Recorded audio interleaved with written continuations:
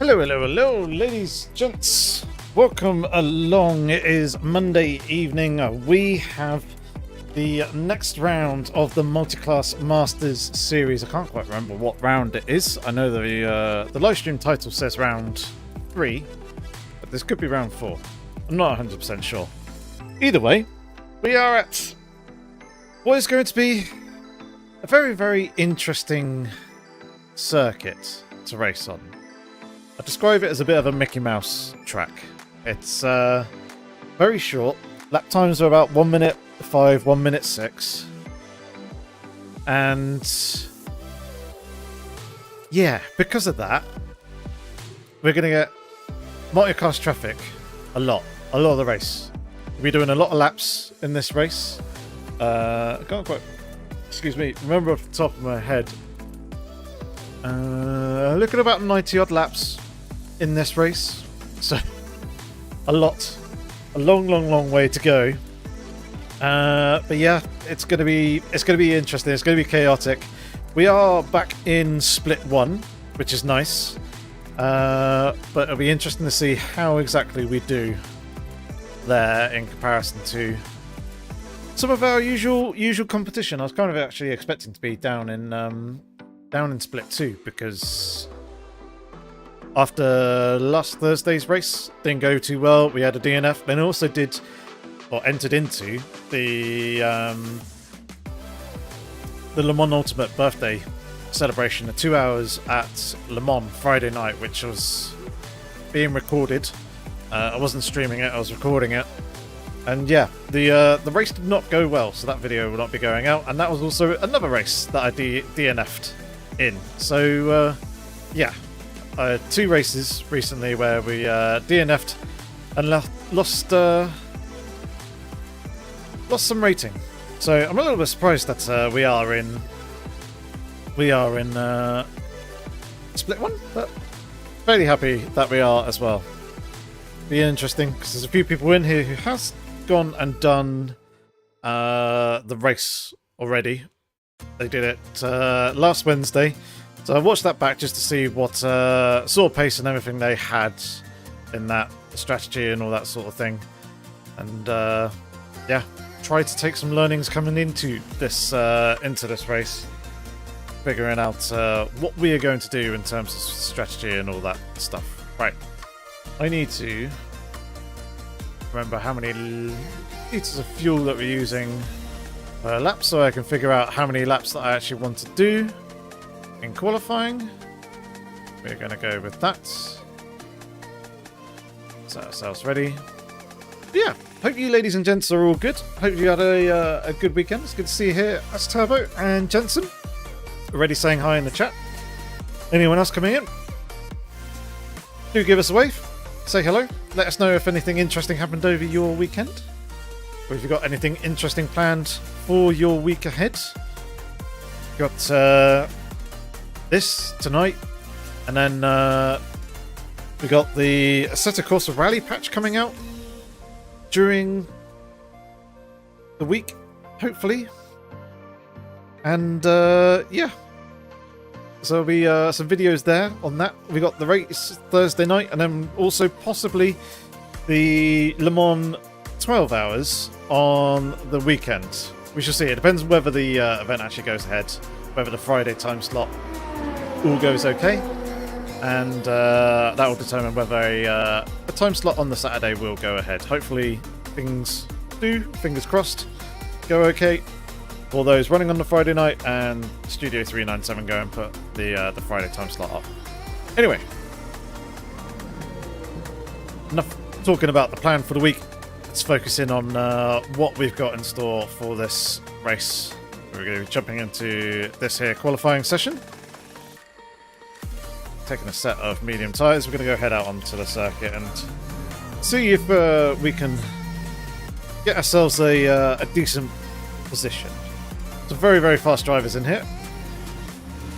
Got Boyle, who were racing last week. There's Leon, Prado, Gosling.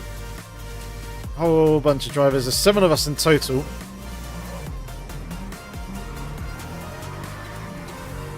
So yeah, this will be quite a closely contested session, I think.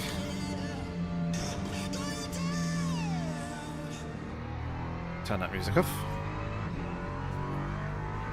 But yeah, so we're at Qatar, the short version. So this is probably a very unusual layout for you all to see. Take a shortcut off of turn 1 before turn 2, the normal turn 2, and then we go through that little chicane, and then we're basically into the final sector of the Qatar GP circuit, where we go through a fast sequence of corners, high downforce, high speed in the last section, and that was the penultimate turn. Coming into the final turn now, and then that'll be a lap. So yeah, lap times, race pace are kind of be in around 1 minute 6 seconds. I imagine low 105s, possibly high 4s here for qualifying. So let's see what we can do as tyres and everything get themselves up to temperature.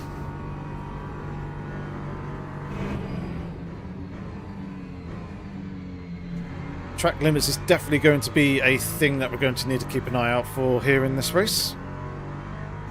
That is for sure, because it's very, very easy to go and exceed track limits through that chicane. For a moment I thought I had, but nope, it was just a message saying that we had latency issues with a car that is in very close proximity to us. Just want to try and set a couple of good banker laps here, if I can, before really starting to push the limits of the circuit. Because, yeah, it's very easy to invalidate a lap and that'll be your qualifying done. It's also quite easy into that final turn and into the first corner as well to actually snag a brake and spin the car. A little bit strange. Had some weird behaviour going on in the practice sessions. To say you got a day in hospital tomorrow, reviews and a sure visit from the vampire. Lovely, come to take your blood.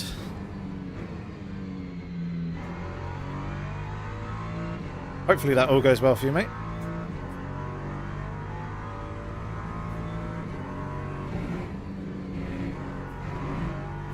See what I mean about track limits? Very easy to do. It's fine, I'll validate this one, I'll keep on pushing. Just try and build the flow, the rhythm of the circuit, especially here on this lighter fuel load.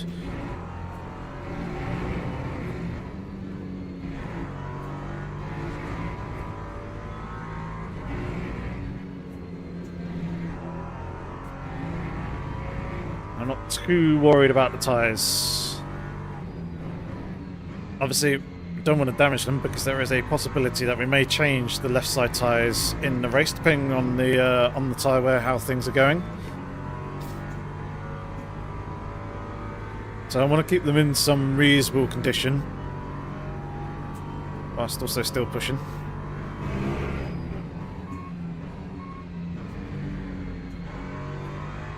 Two gear shifts there that didn't want to go down when I was asking them to.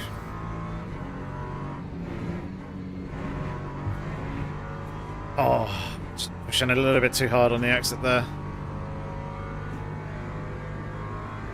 Definitely is better to go a little bit slower in and then try and fire yourself out the other side.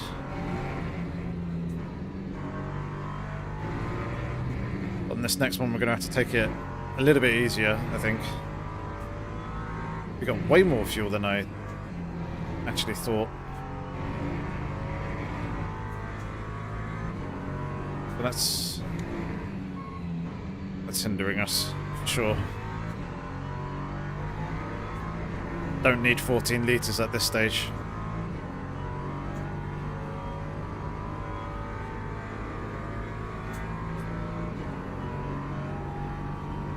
Right.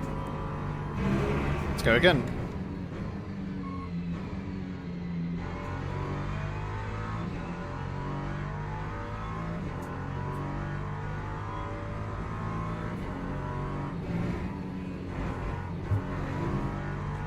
Okay, better that time. Still really conservative on the exit though. We definitely could have pushed that a little bit more, but as you can see, everyone else has jumped up significantly ahead of us here in terms of lap time, so I just need to try and get a better lap in, and there was plenty of time coming through here because we were on cold tyres previously. So if we can gain a couple of positions just by getting a decent lap in.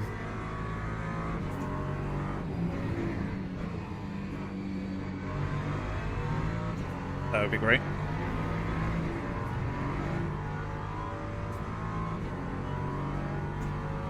Alright, we're still going to be a second off.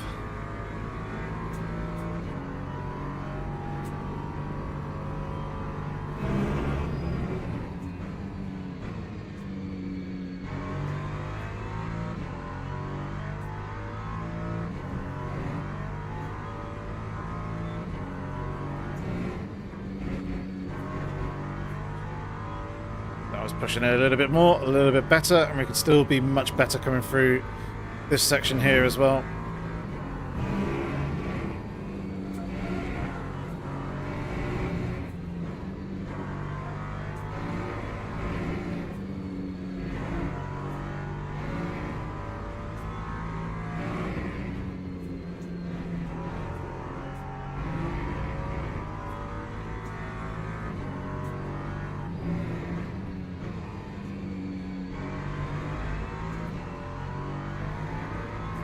Definitely think the fuel is hindering us a bit. This is going to jump us up a couple of places. Now into the 105s, but we need to be better still.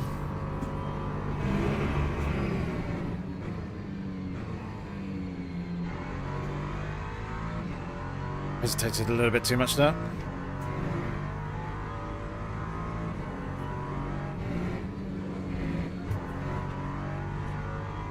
This one. Just gonna keep on putting the laps in, trying to improve.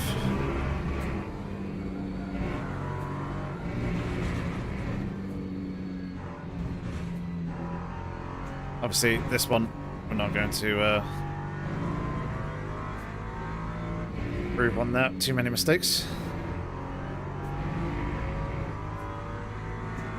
Sydney hard to do this the other day. Only did 3 laps before getting murdered. Yep, this is going to be quite the race.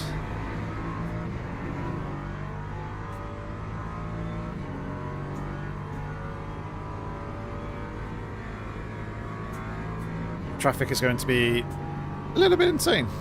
This one.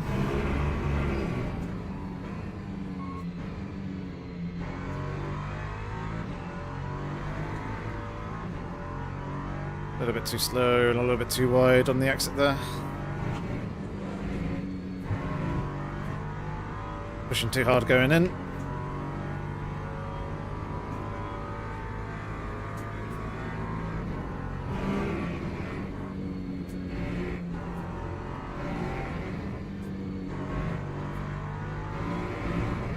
Watching that timer up in the top left, and we may get 2 more shots here.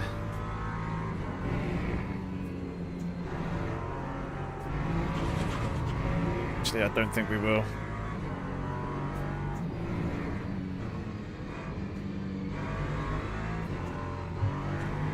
Oh, that's going to be wide.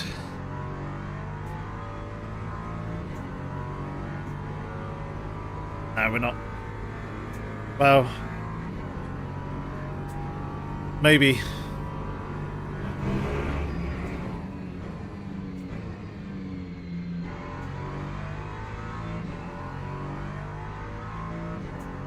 I'm going to have to be cheeky here and just full on rip through this chicane.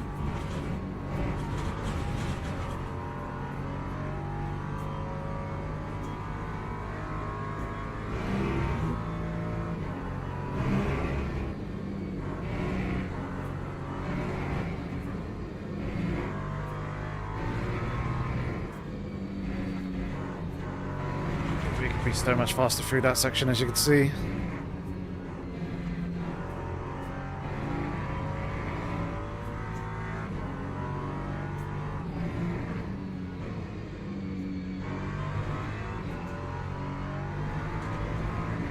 Can we get to the line in time? No, we can't. By about 3 seconds. Too late. Well, never mind. At least car's feeling fairly good. Right, be over here a sec.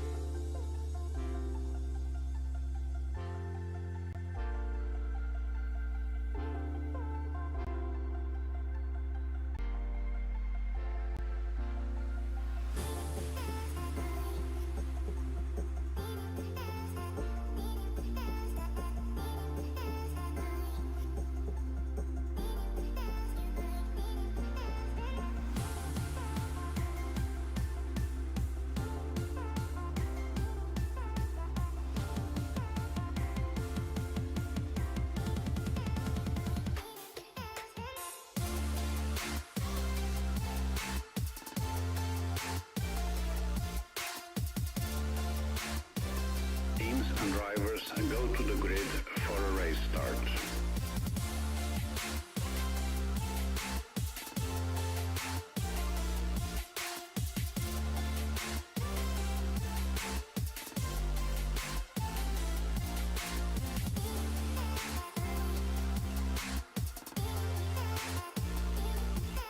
Right, we are back.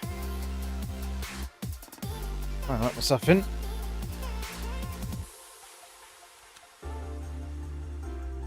Get ready for this one.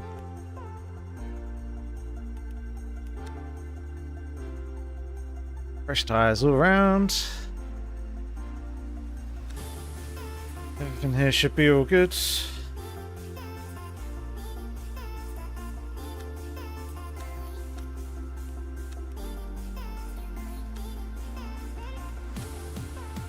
All set, ready, head out onto the track, and hopefully we can have ourselves a good clean race. I am going to bring that up, bring this down.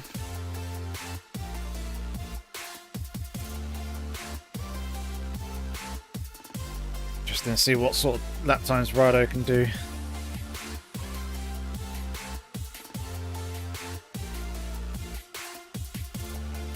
I'm going to do that for now. Formation lap has started. We'll see how it goes from there. Thank you very much, Jensen. Hopefully we can have ourselves a good race.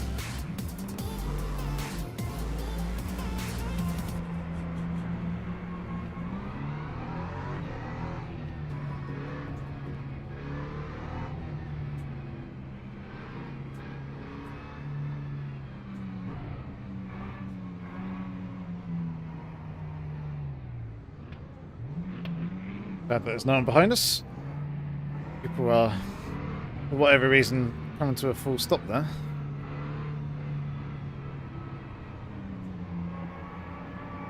Go recenter the track IR, just so we're ready to go.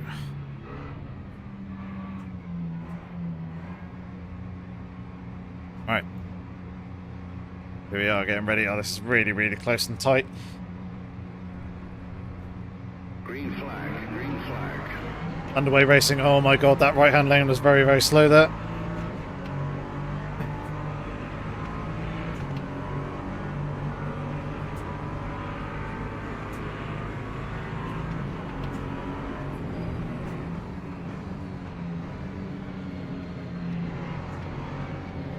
Oh, Jards has been spun. LMP2 Chaos.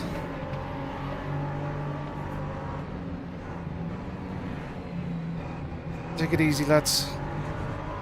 LMP2s in front are all over the place.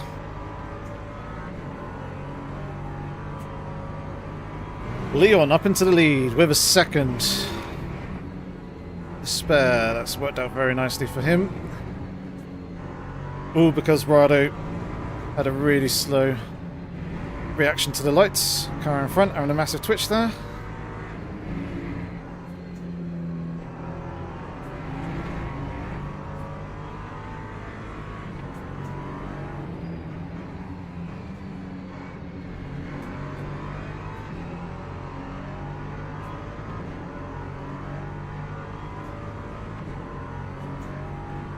on slipstream. We don't have at a moment.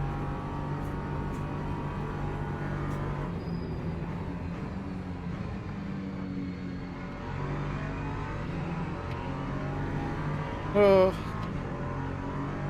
don't need to track that wide, mate.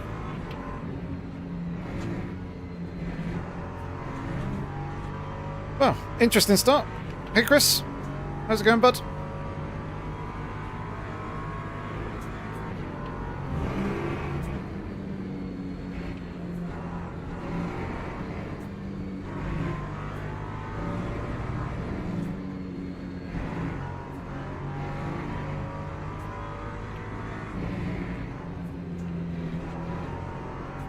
Just try and settle into this race now.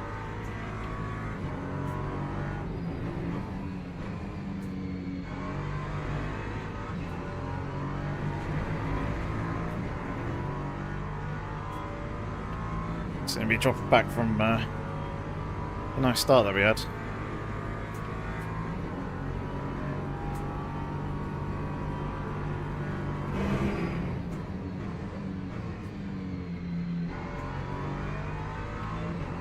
And over slowing a little bit in the apexes. Need to let the car roll a little bit more.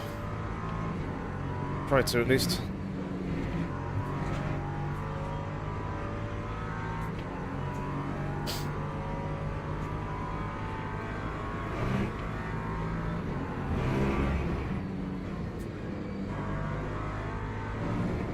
The only problem was this middle sector here, coming through these sequence of corners. It's quite difficult to follow other cars very closely.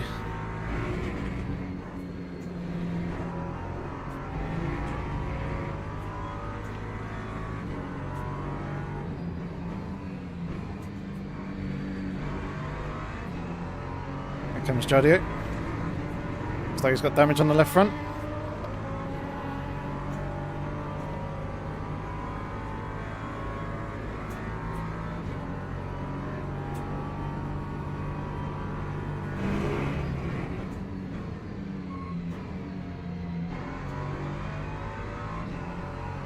We went way too deep there, but Gosling behind also did the same thing, so not too bad for us.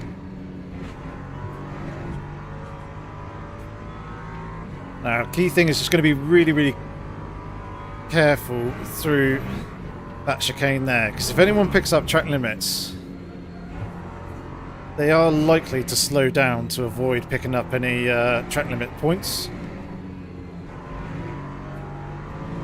You ideally want to save them for later on in the race, where you may be able to make up a position or so. But you have to slow quite a lot in order to clear the warning that comes up.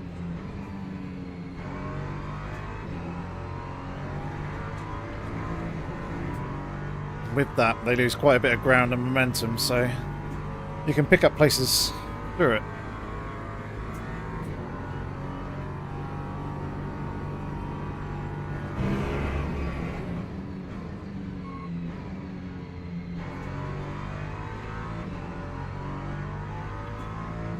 Yeah, that's going to be our key at the moment. It's just nice and smooth through here. Avoid picking up any warnings. Where's this yellow flag? What's it for? Ah, there's a car stopped off the exit of this corner.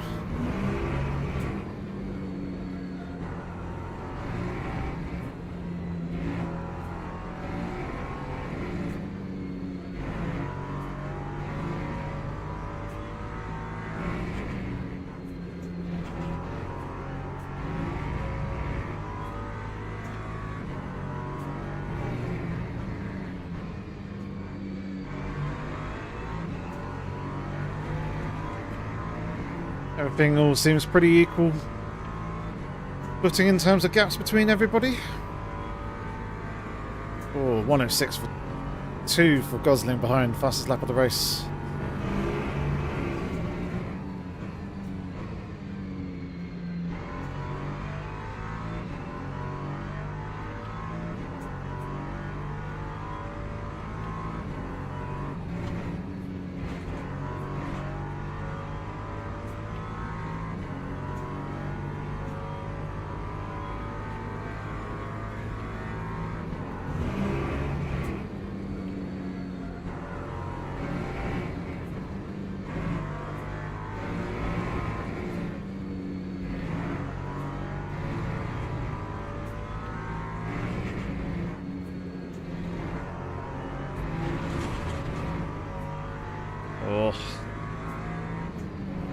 Half a point for that. Jeez. I did see that Leon got half a point for running wide off the exit of this corner here. Final turn. I'm going to drop down into last place here. But Gosling's got some good pace, so...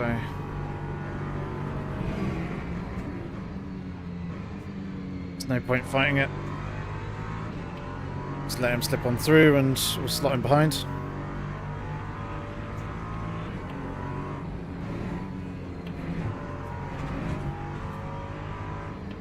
There's the track limits. Yeah, another half point. They're going to rack up quick if we're not careful. Obviously right behind the car in front, it's quite hard to see where the track limits are. It's kind of more relying on the car in front to not exceed them, and seems like Gosling's got some pace here, trying to push. Still, oh my god!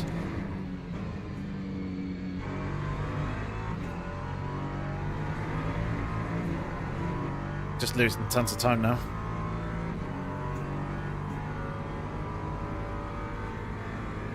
Dropped well off the back of the cars in front.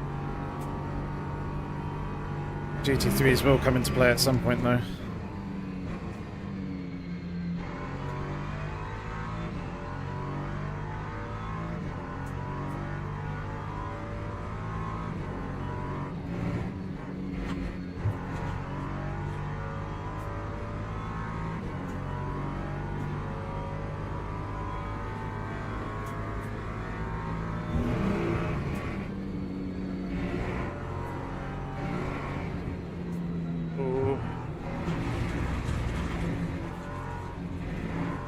I was going to say, don't say that. I'm picking up a warning there for that.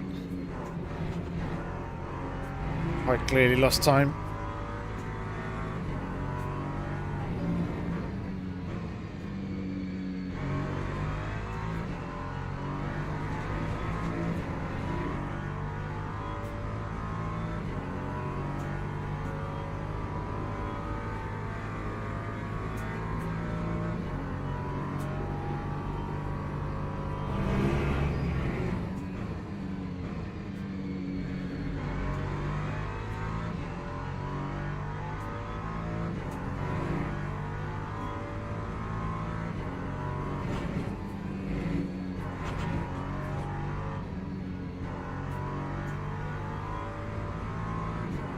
And again.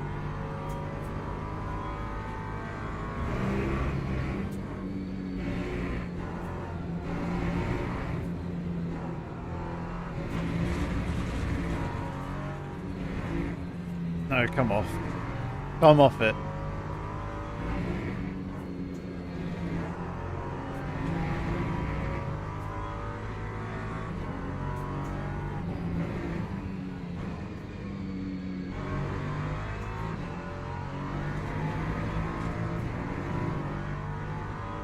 I'm not liking the tweaks that they've made to the new system, or to the track limit system,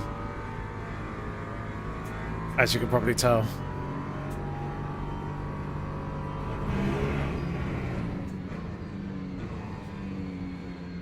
Seems very harsh.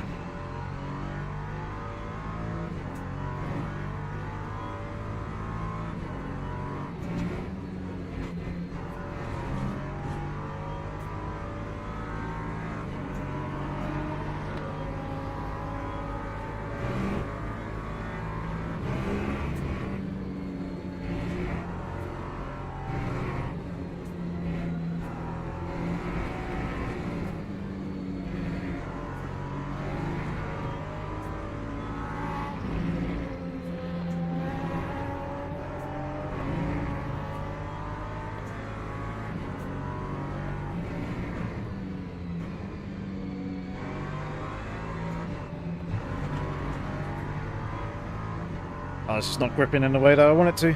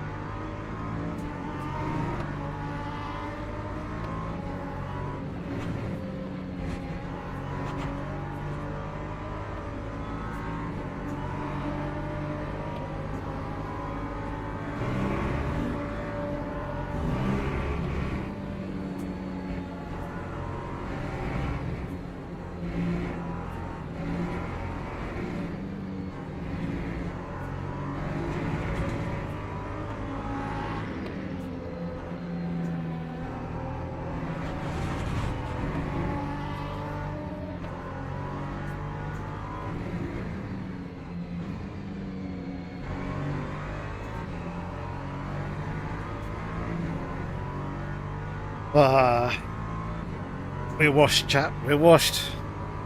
Nowhere near the pace that should be having.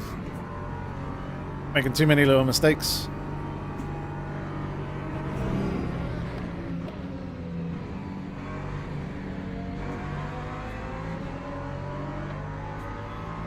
Alright, here comes also some GT3s.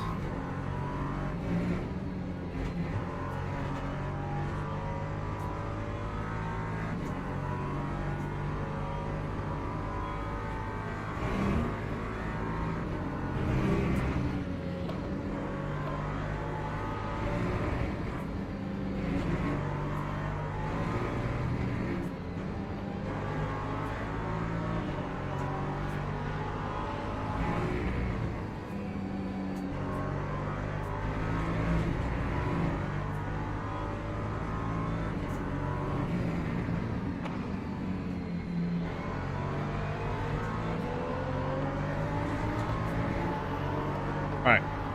So traffic here is somewhat brought us back into play. So everyone else got held up massively there.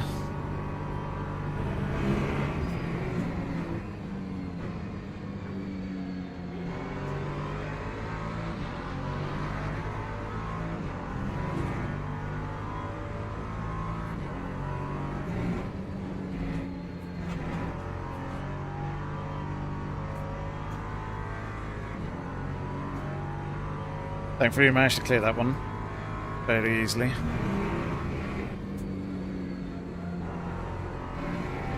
Not even making these inside curves.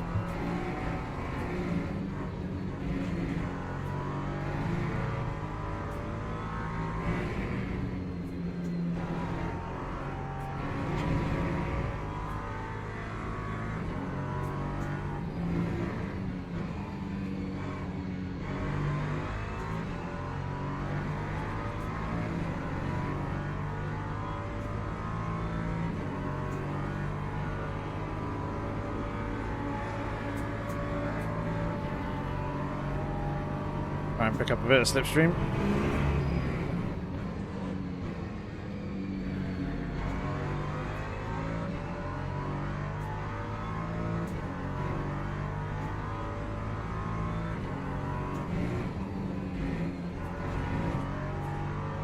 I'm looking at other people's lines and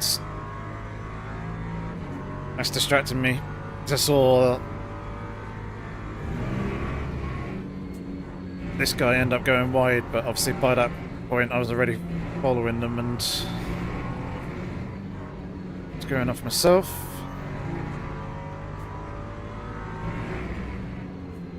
And MP2.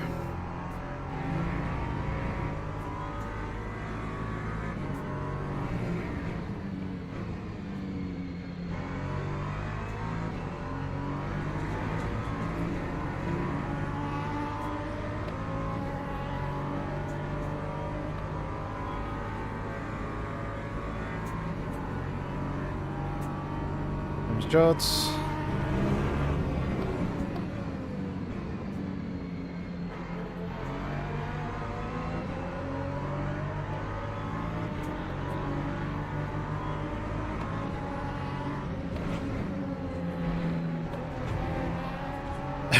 That was interesting. Thankfully that GT3 lifted.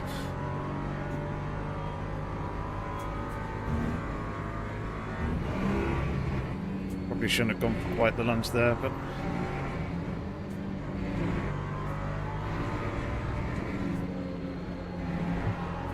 I want to try and get myself back into this race somehow. Oh my god, what is this guy doing?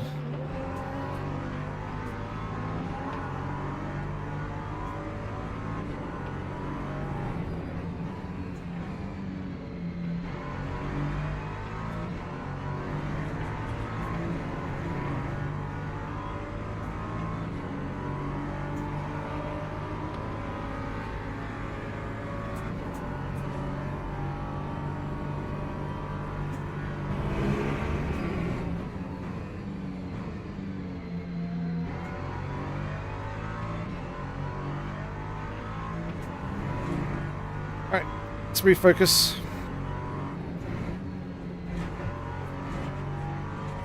That was much better.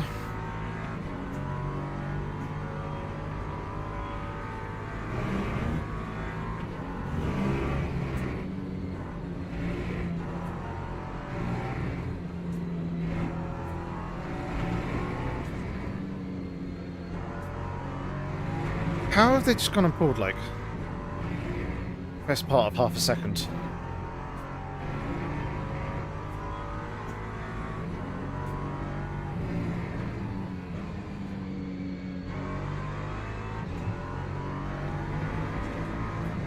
Is the setup that I've got really that bad? It seems like they've got way less downforce on the rear going through that section because the car just turned very nicely for them, whereas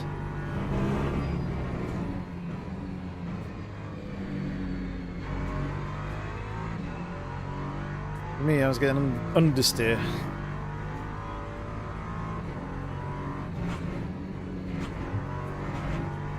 Oh, come off it.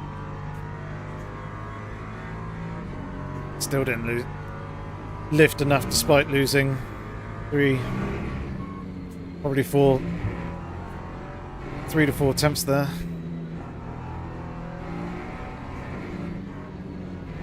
Oh, that guy's going. Yep, I think it might be running less rear downforce considering how his car swapped ends on him just there.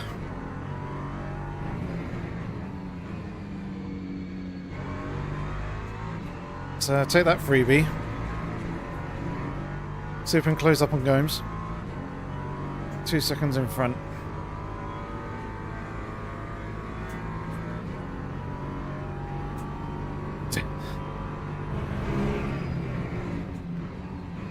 Not even closing in on the BMW on a straight line, for God's sake.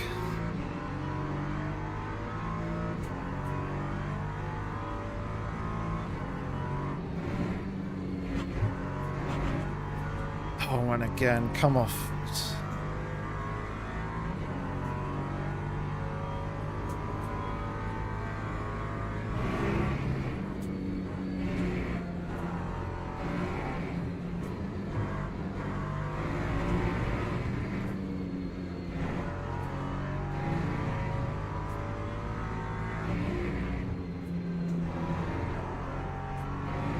I really hope that the track limits do get patched quickly.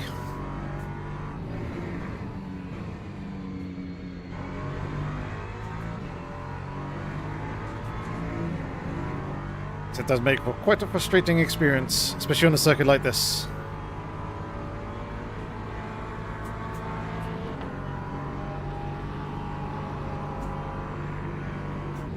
Feels like forever ago that we were starting to work our way through the GT3s, but we hadn't even got through the whole field yet.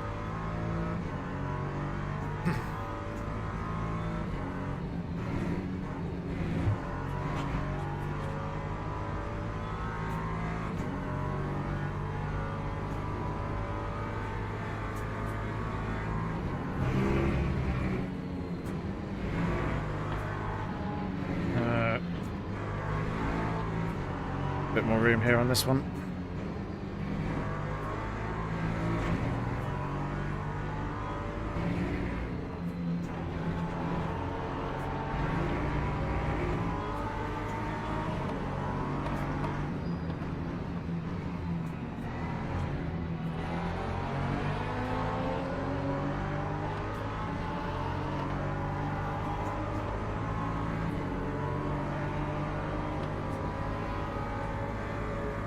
A little hairy, but remain patient.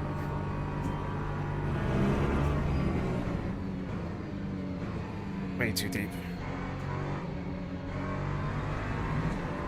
Come on, Yorkie, mate, what are you doing?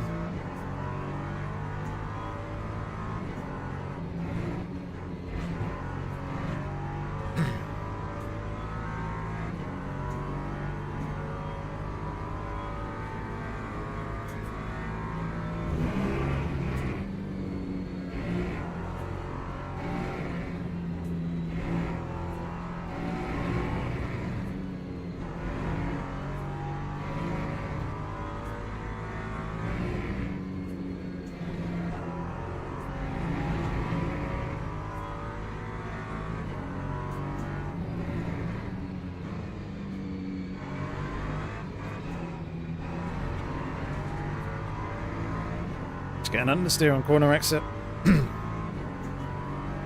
we in that front left? We are a bit. It's probably why.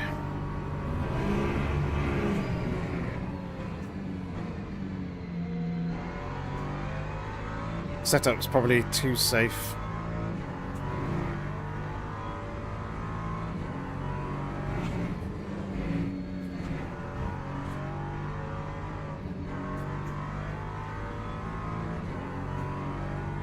Come on, man.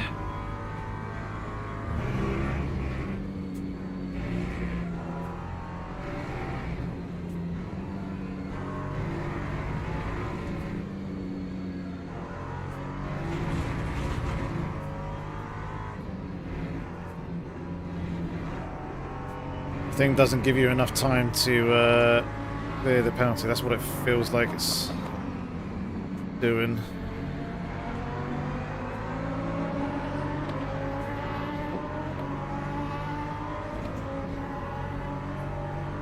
Didn't mean to clip him there.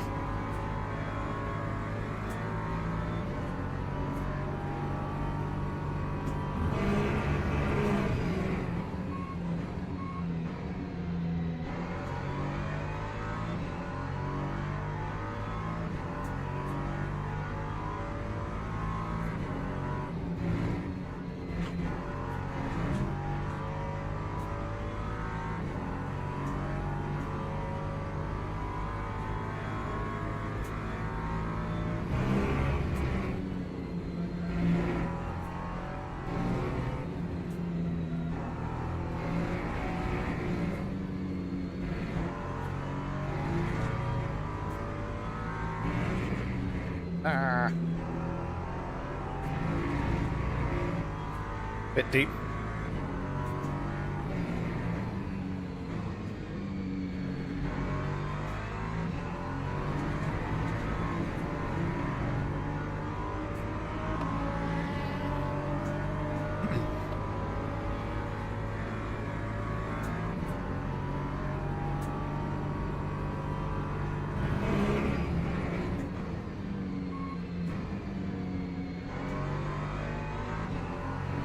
Seem to be mistiming so many of these shifts.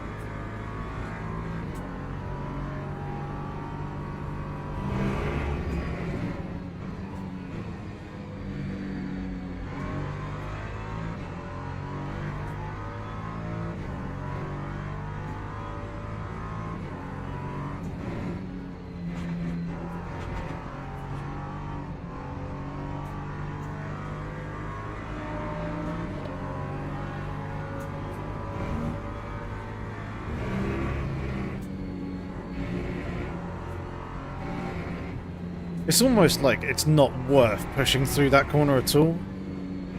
So even just getting it slightly wrong, as you can see, just costs you so much time when you have to try and clear the track limits. Warning.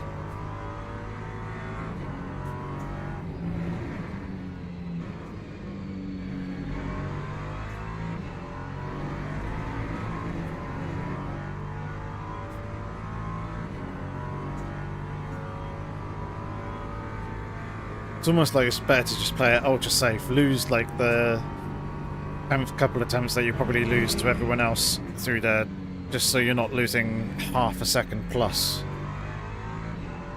if you overstep the mark slightly.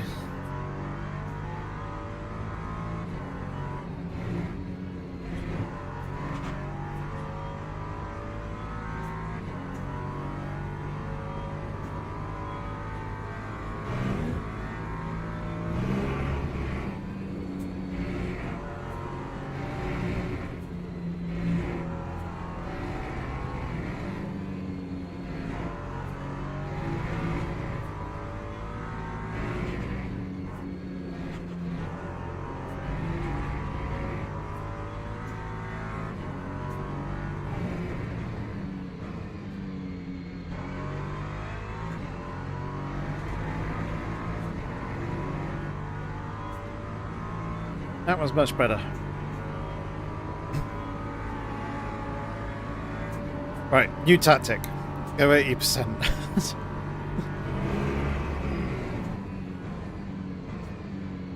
Safe rather than sorry. He says as he goes and pushes turn 1 way too hard.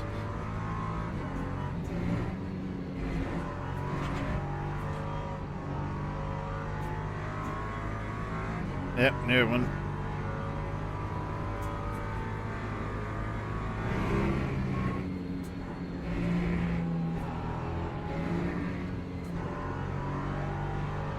Oh, we so mistimed all of this.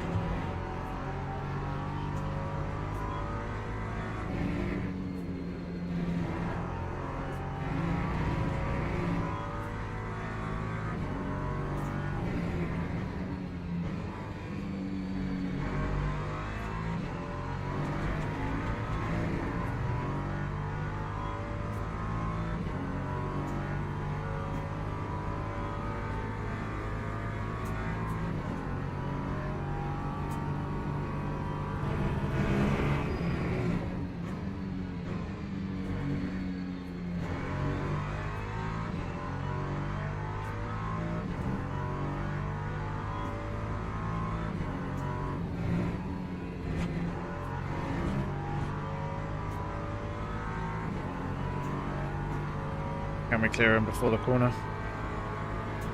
Yes.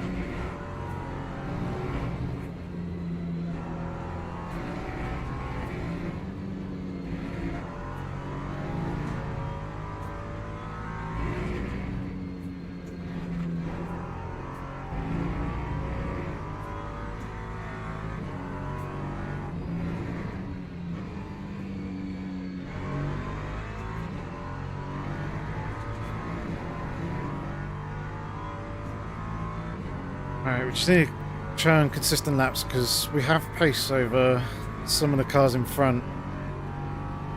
Just need to stop making the mistakes.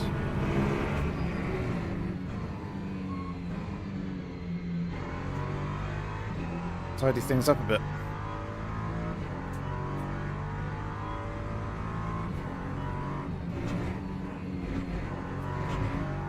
No, come off it.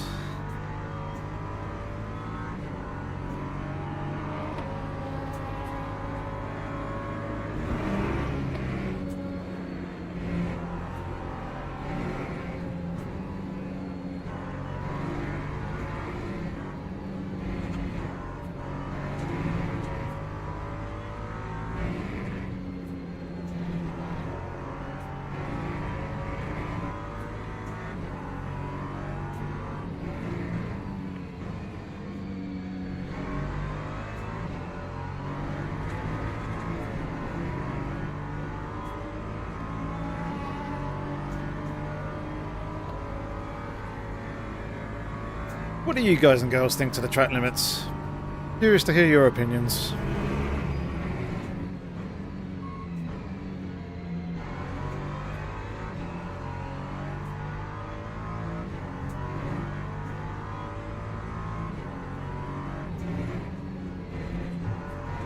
Like, am I just being stupid and a bit too aggressive with them? Do you think they're too harsh?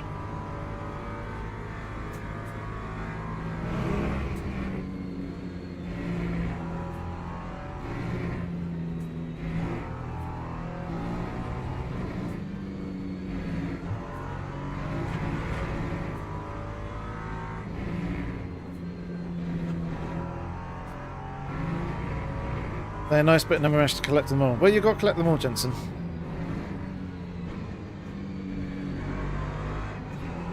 Tokens are there to be used.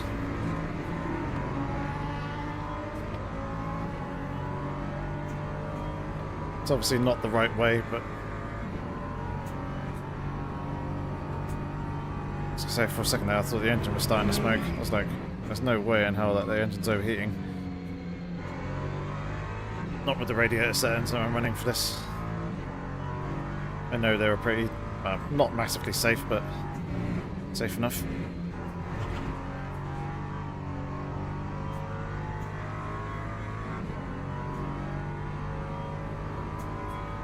There, half a second gone.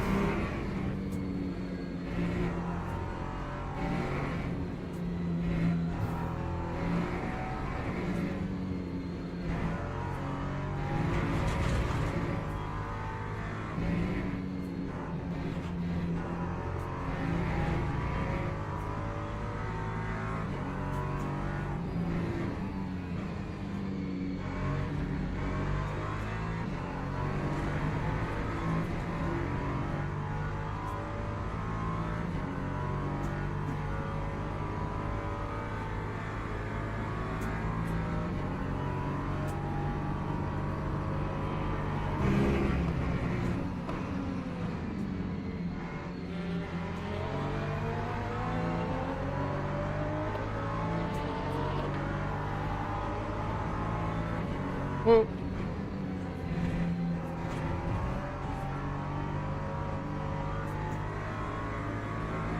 like, so even there got track limits.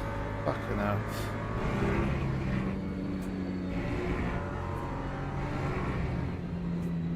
Oh, Booth B. That's not the way.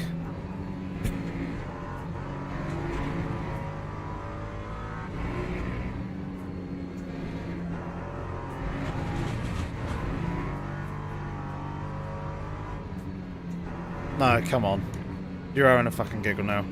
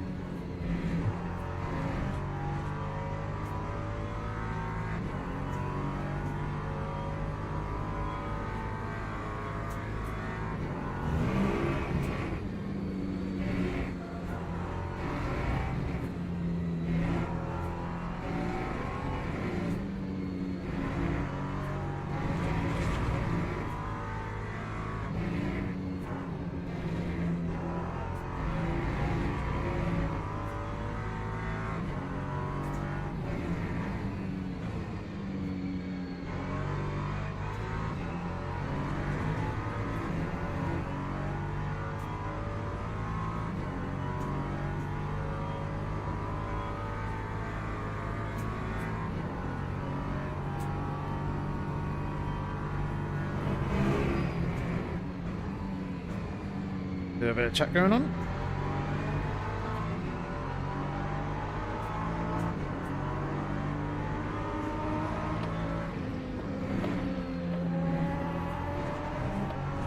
Holy, parking at the Apex, Batman.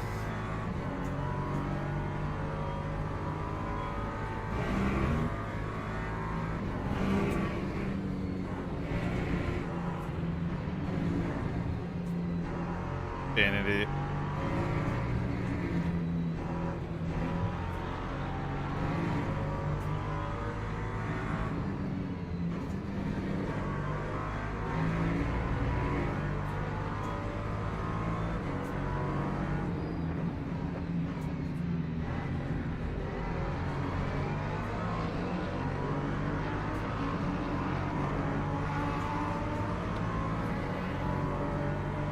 over slipstream.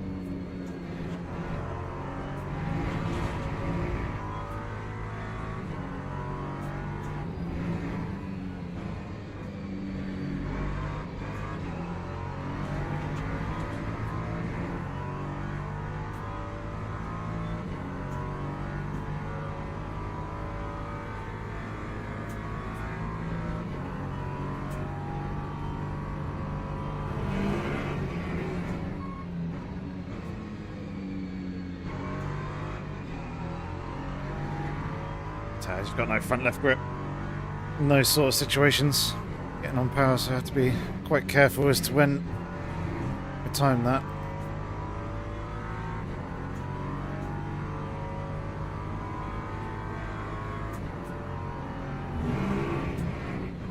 Oh my god, you are way slower than I was expecting you to be.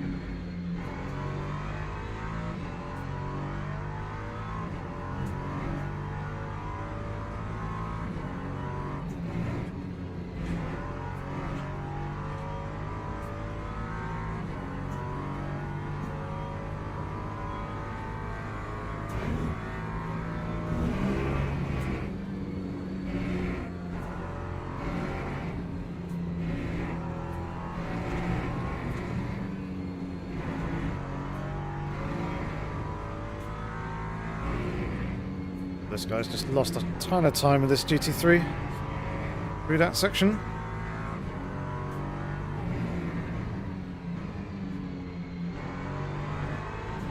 Tapped us up very nicely.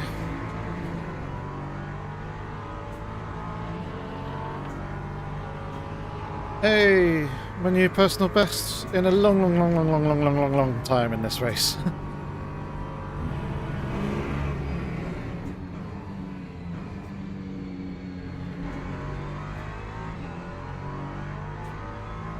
Not going to clear this Porsche either before the thing being the chicane. I tried to set myself up for a good run off the exit, but still we're going to pick up a track limits warning. It's alright, only give up half a second.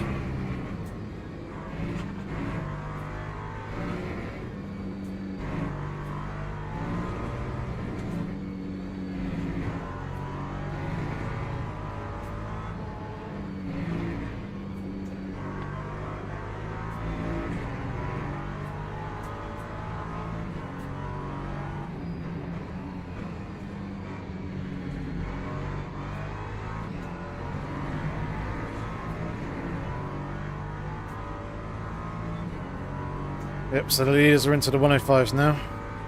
I'm barely scraping the mid 106s. On a short track like this, being like 0.6 of a second down is big. Very big.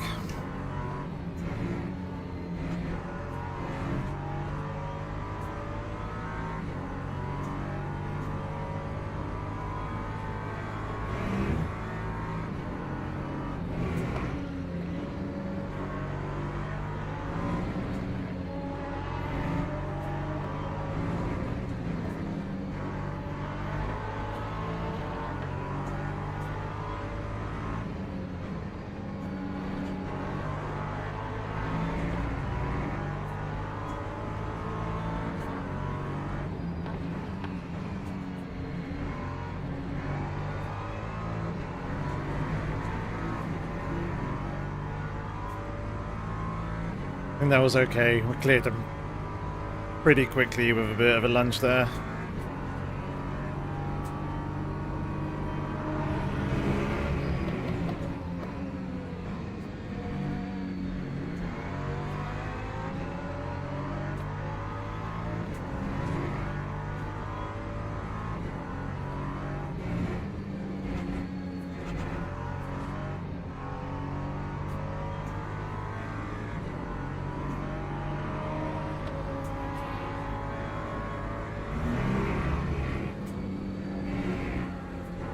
Oh, LMP2 on LMP3 action.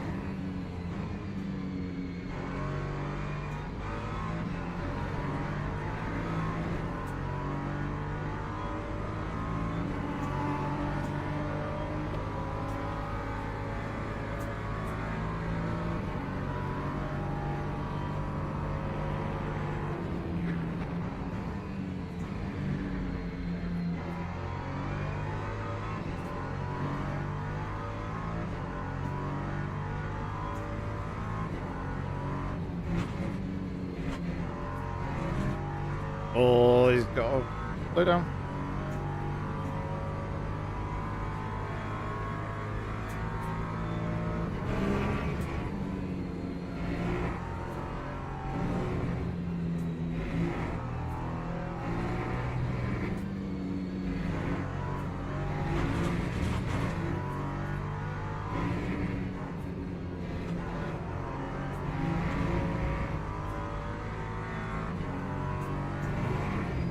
I'd rather not say door.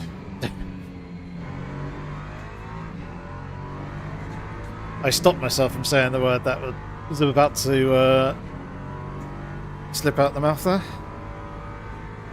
Frustrating. Let's put it that way. We've not had any incidents with anyone or anything like that. It's just track limits around this circuit are very, very frustrating. It's all because of this chicane here.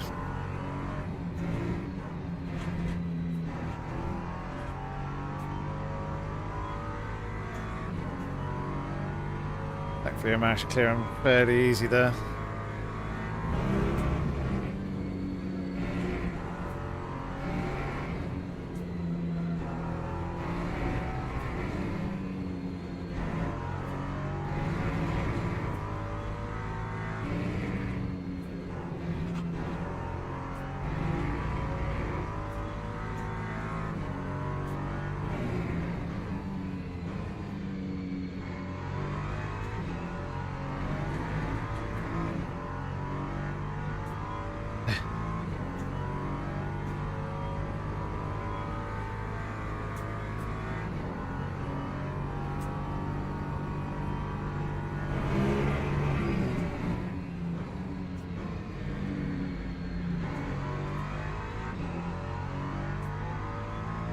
I think also the setup's not quite where I want it either. You know, just generally lacking pace. Managed to complete an LMP2 daily race last night with no FFB. Constant pull to left, no before we were just disconnected an LMU. Ooh, wow. I've not heard of that kind of situation in a long, long time. How peculiar. Good on you for actually managing to finish the race.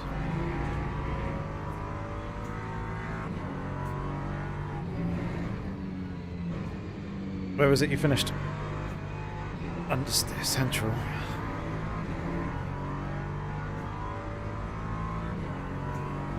Brought home third. Nice. Good job.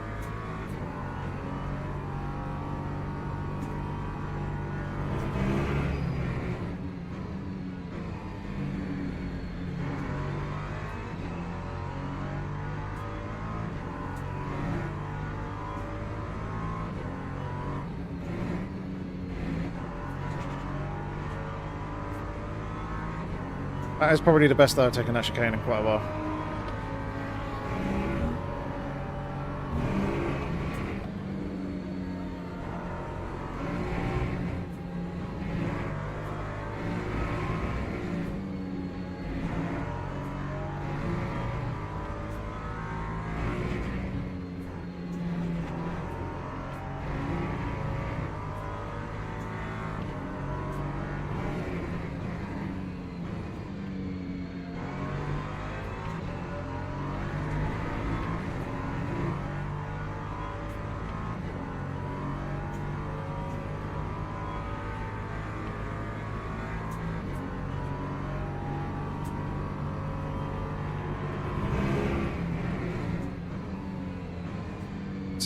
Has this guy got some damage or something? Because that pace in a straight line there was a little bit surprising.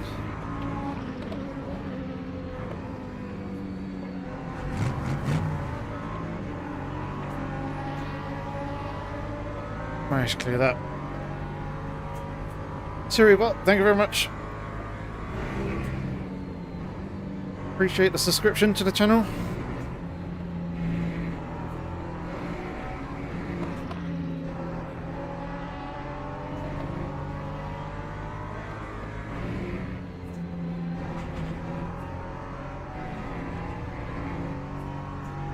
Yeah, of course. Can never slow down enough.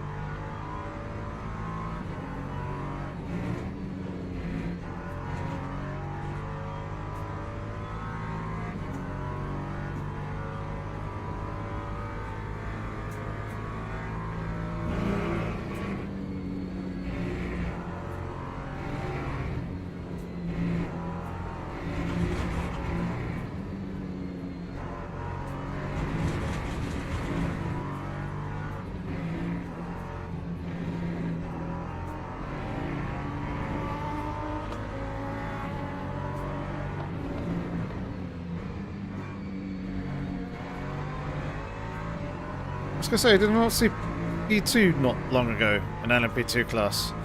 I'm guessing P1 hasn't actually pitted yet.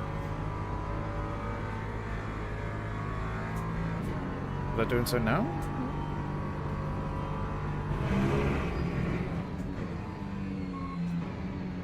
I am confused. That's GT3 that I'm looking at. They have pitted, but they pitted... Wow. Much, much shorter stop.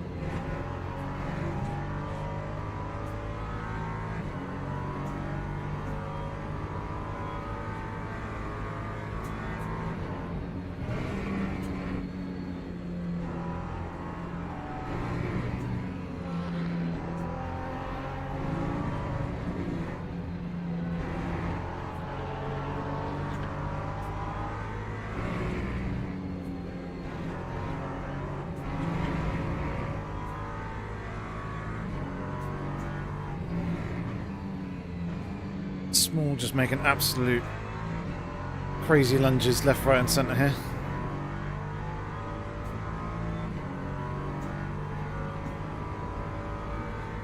Yep. Here's a wear door.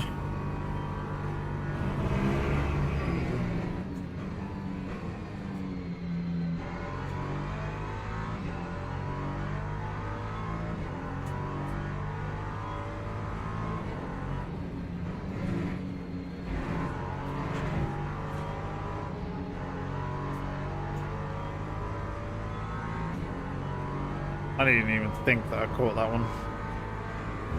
Supposedly I did.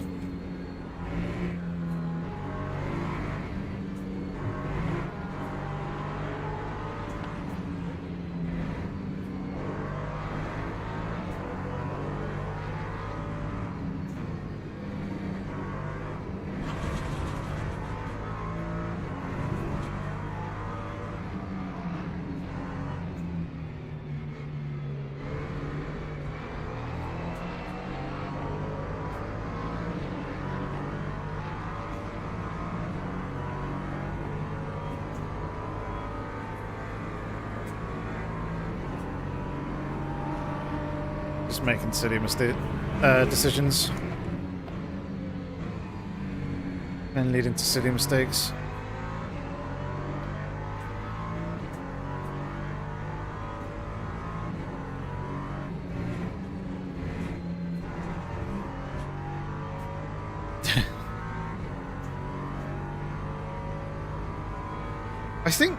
I don't think the boundaries are too bad. Obviously, when it's on strict, it's like it's literally 2 wheels over. You got to keep 2 wheels within the white lines, right? That is fine. That I can understand. That I can get behind. You got a solid measure as to where the track limits are. It's the fact that you go and make a cut. You then see that you have to give back time, so you lift or brake and start giving back that time. Yet it doesn't give you enough time to give the time back within. So, like, as we've seen, it cut the inside of the corner. You probably gain, let's say you gain like a 10th, right? You then lift on the exit, and you've got quite a lengthy straight to give back time before the next corner.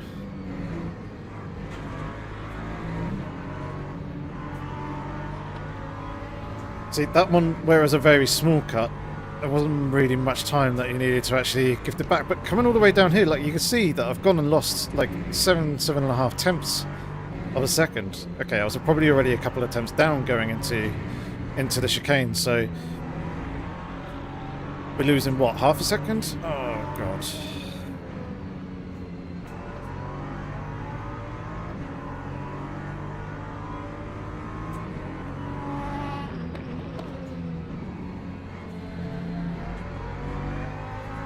So yeah, you're losing half a second going down that straight, which is more than enough time that you gained. But yeah, it's just not. If it like registered that like you've lifted, or you're lifting, you're in the process of giving back the time, then extend the amount of time that you have to do it. I get it if like you stayed full throttle coming off the exit and you weren't going to give the time back at all. Then the amount of time that it gives you is it's perfectly fine for detecting that. But when you're actively trying to slow down and give the time back and it just goes, nah, I'm going to give you track limits points anyway, that's the bit that's really frustrating.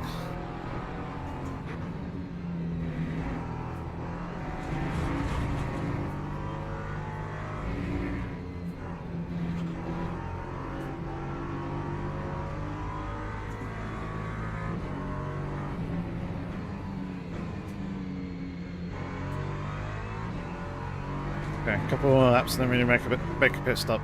iRacing gives you 30 seconds and a visual countdown. That's great, actually. Yeah, 30 seconds is more than enough time.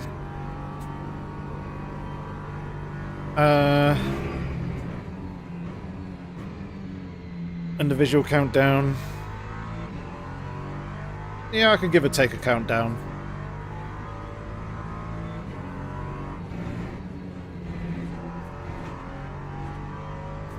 Big problem is to spend more time working, guessing with the limits than the actual racing or pushing. Yeah. Yeah, I get what you're saying. The thing is, well, as a designer, having designed tracks limit systems in the past, there's always a bit of a toing and throwing between the designers is, do you actually show the amount of time that you actually gained to the player or not? Obviously, a number of players are going to appreciate seeing that.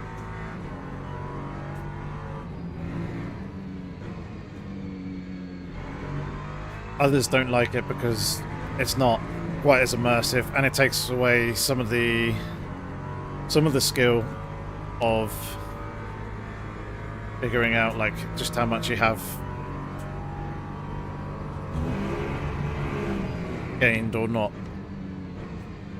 But in all of those systems, we always designed it that you'd have plenty of time in order to give back the time. Apart from Project Cars 2, that was like... that was a flaw in the system that we had there. That was fairly significant. That didn't work the way that it should have.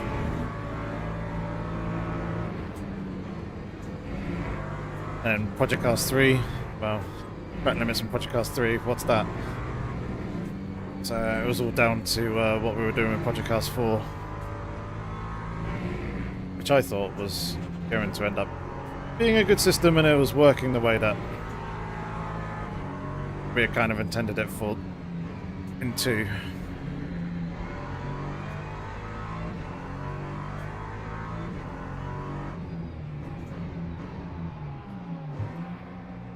Very safe with the pit entry there.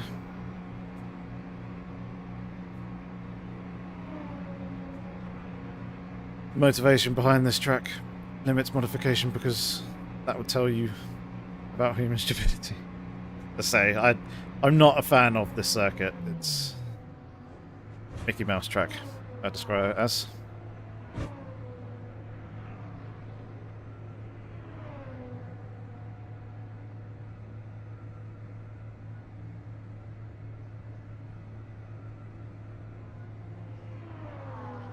Okay, cool. Oh.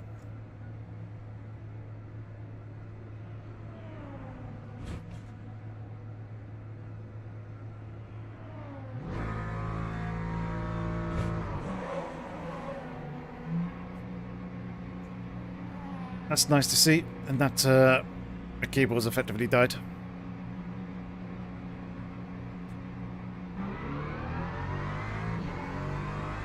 Right, we are now going to have cold tyres.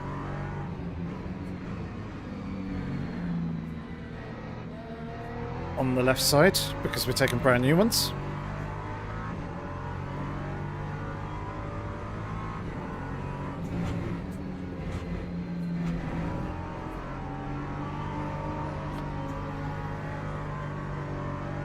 See?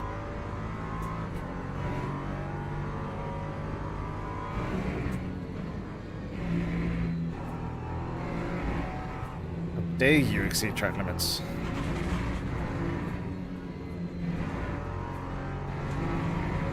You must be punished by the highest order.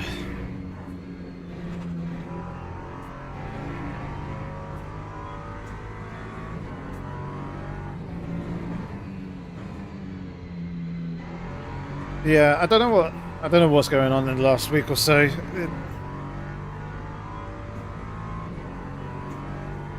I've had a string of poor results, a couple of DNFs in a couple of races, and just kind of a general feeling of not really vibing and gelling with things, even though I enjoy playing Le Mans Ultimate.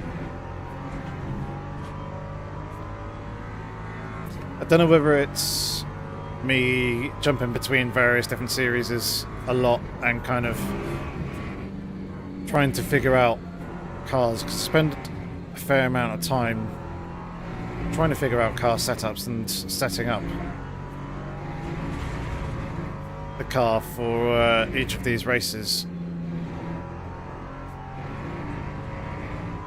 And that might be sapping away at the general motivation.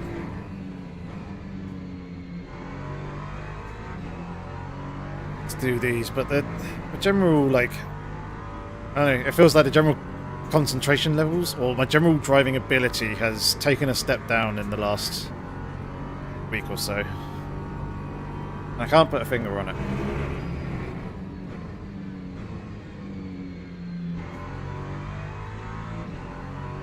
And obviously, that's a little bit annoying and playing on my mind a little bit in these races as well. So much more grip now. It's lovely, but we're now massively behind everyone else because we've been taking tyres and a whole bunch of them haven't, but this could work in our favour in being able to close up that gap back onto them if we've got quite a bit more tyre on that left-hand side. It's just a shame that we dropped so far back before the pit stop to now put us in the position where we're 12.5 seconds off the car in front.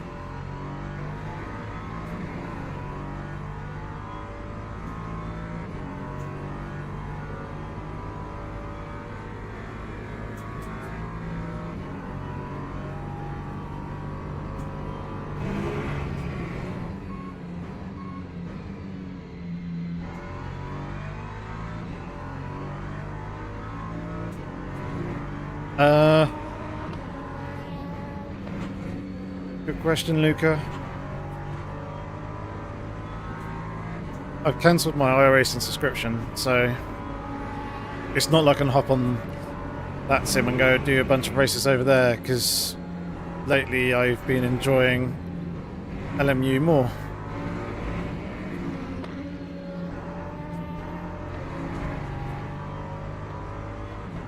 Subscription would have renewed in January before the Daytona 24 Hours, and where well, for the last couple of years I've not really raced or played iRacing other than doing their special events, or some of their special events.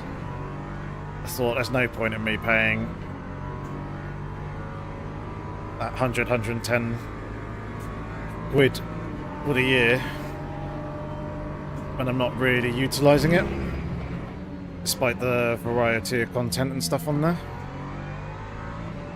But yeah, I cancelled the subscription and kind of gone all in on LMU here, with some AC Rally sprinkled in as well.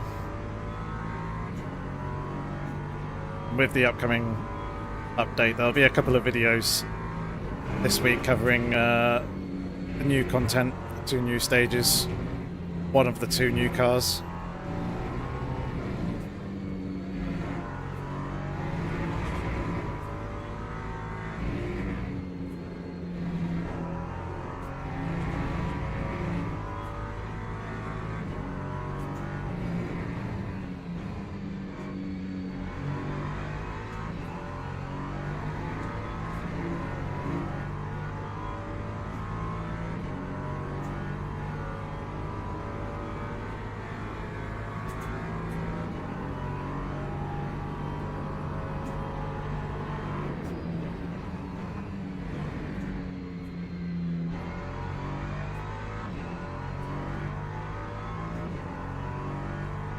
Right, 11 seconds to the car in front.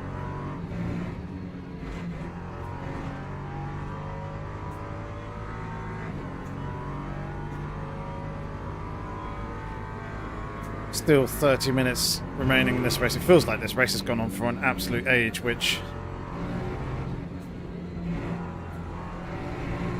it kind of has. We've done 61 laps. Oh, well, we've done 60, we're on the 61st.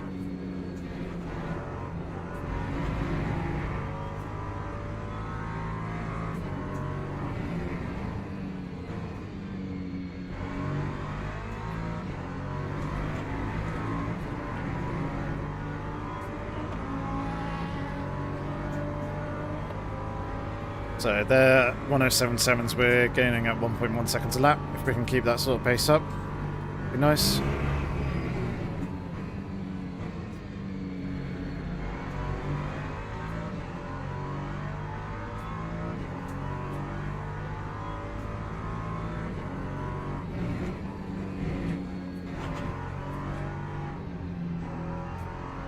I'm guessing we're still a long way off official VR support in AC Rally. Yeah. I don't know how far along the guys are with it because it's not been anything that I've been involved with.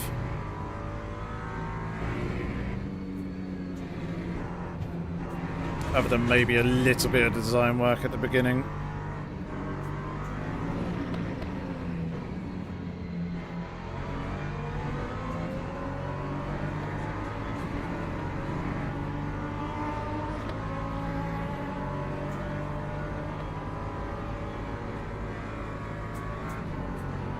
But yeah, it's not part of my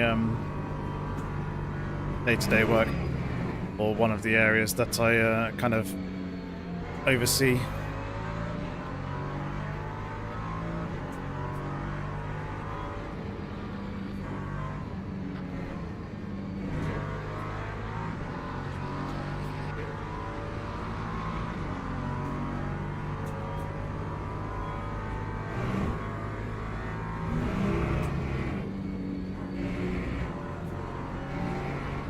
So I see that Doors posted something about iRacing, but I can't quite read it in time at the moment.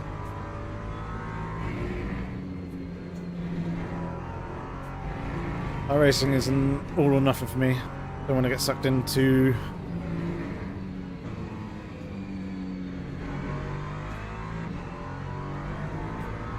probably drop every other sim for a good while. Yeah. It's kind of what you need to do with iRacing. I know a whole bunch of people who play it, and they play it pretty much exclusively. Like, they dabble in other sims, maybe from time to time as a little bit of a break, but otherwise they just main iRacing, which is obviously understandable considering the size of the player base there. And a lot of those people are also based in the US as well. And the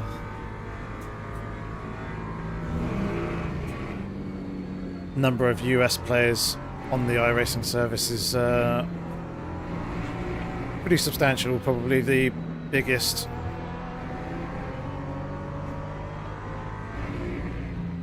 Whereas in a lot of other sims, European player base is always the larger one with the busier time slots, so it makes sense for them to stick to iRacing just because the level of competition that they're after is there.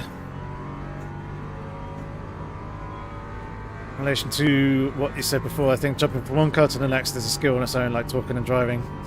It is, and it's nice to kind of test and drive various different cars, but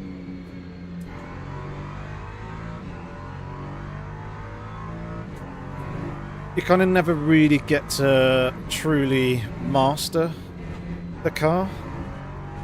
Like, I'd say for this specific car here, the LMP3, I have a setup, right, that works really, really well at Imola, works really well at Algarve, Portimao, and I've been trying to kind of use and apply to other circuits because it's quick. I've had good success with it. And I've kind of got that specific setup nailed, but obviously each track is unique. So you take that kind of like baseline setup and kind of use that as a starting point, and then make adjustments based on the individual circuit's kind of characteristics. But for this circuit, I think the motivation for this particular track wasn't particularly high anyway because of the nature of the circuit. Kind of feels like a waste of the time. It almost feels like this particular layout was a mistake. Like they weren't actually intending to pick it and use it, but it came up in the ended up being in the rotation, and kind of once people started racing on it, it's a bit like, well, it's too late. As I said, there's a GT3 out there somewhere. Yeah, once the online championships go up, it's kind of a bit too late to change it, really.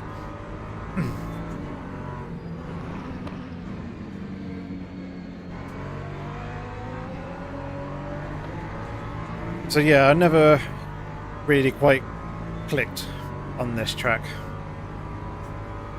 So this car I don't feel too particularly bad about, because I've got that baseline setup, it works well there. I've got setups that work well for Monza and Le Mans, the kind of the low downforce, high speed sort of circuits. I'll get in this guy.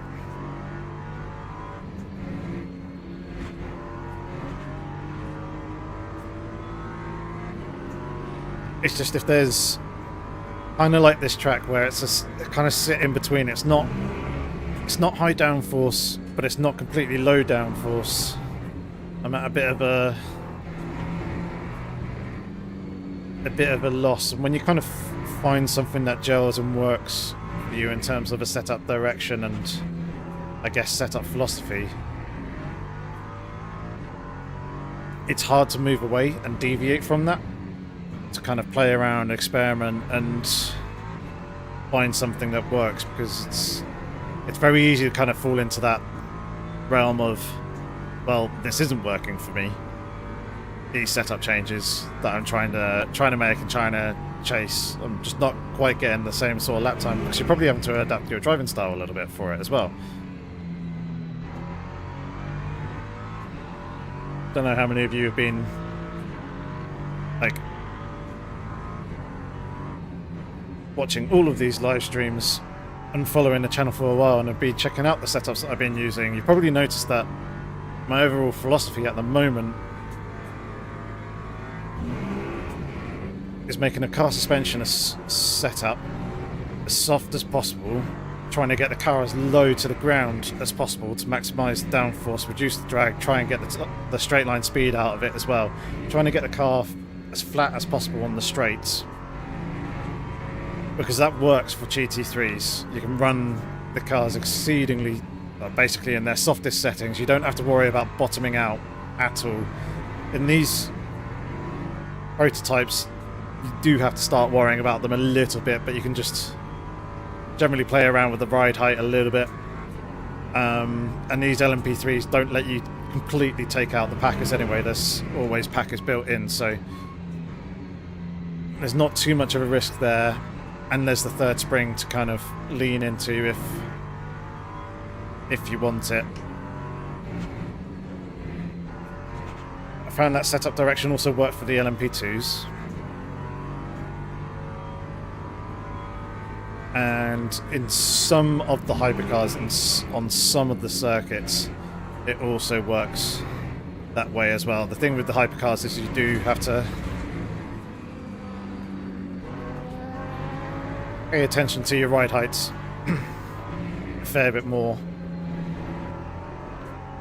just to try and maximise downforce and avoid bottoming out on the straight, because it's very easy to make the car too soft, and then you have to go ultra stiff with the third spring to compensate for that and try and keep it off the deck on the straights.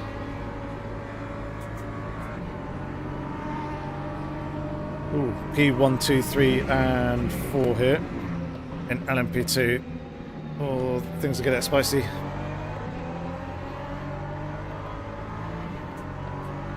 But yeah, not every car works with that philosophy and direction. Like did a little bit of testing on the Porsche hypercar for the Le Mans race this coming weekend, and that is a car where that design philosophy or setup philosophy does not work. On that track at least anyway. I can't go the softest springs and keep the car off the deck.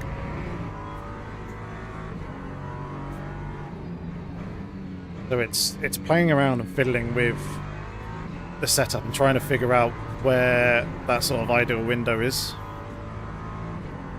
and it's having the time to do that and the patience to do it. Wonder if the default setup here is radically different to the others. I don't know, I can't remember. The thing is, it feels like the default setups are generally good and in the right sort of ballpark, but and then get into the races and well, I can't drive a default setup and be competitive in these higher splits, so I have to make a custom setup. And like in this particular circuit here, yeah, I know I've been making a ton of mistakes. I've also been waffling here in this last 10-15 minutes or so. Just hoping time go quite nice and quick. So probably not being right on top of the car and right on top of pace like I should be, but just the general pace of the car just doesn't feel like it's there in comparison to, say, the leaders. Yeah, the leaders have done a 1:05.8. My fastest lap is a 1:06.5, so I'm like 6-7 tenths off the fastest lap time, which at a circuit this short, that is a minute and 5 or 6 seconds, is pretty significant. Like even on a normal circuit, 6-7 tenths of a second is big. Just feels amplified here.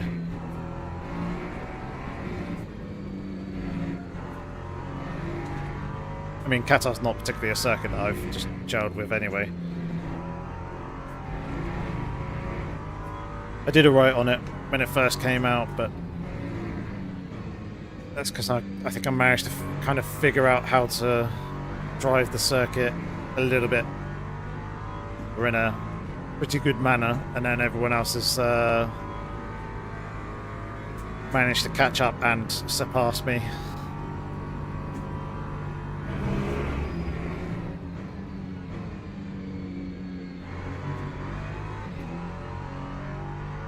Alright, 9 seconds, 17.5 minutes.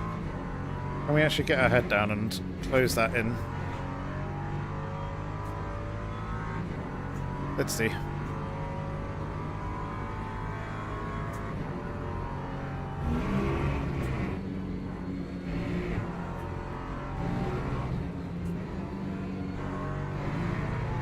Is that 3 minus 10? You get that a variation from other circuits, maybe the key difference. Yeah, I think so. Because this sequence of corners here that we've just been through are quite unique. Like you want high downforce, so you've got plenty of grip through there, but at the same time you want plenty of rotation at high speed. You make the car understeer, you're not getting through that section quickly. So it's always trying to find the right balance of how much wing do you run. Do you run a bit of suspension stiffness on the rear, maybe a little bit of packers in there, so that when you get on throttle, the rear end kind of squats and sits on those and generates a little bit of resistance through the suspension, and therefore generates a little bit of oversteer, which then obviously helps you rotate through the corner quite nicely. But that's then going to impact you everywhere else. Kind of takes away like the traction. But then you also got to factor in the balance over the course of a fuel stint, the fuel bleeding off, tyre wear going down. Because things may be good for that first 10 laps. But then after that, once you kind of take away the top of the tyre off, balance may shift and the car may become a lot more difficult to drive. It's part of the fun, obviously, of learning, but at the same time it's having the confidence and having the time to make all those sort of adjustments, testing all those sort of variables.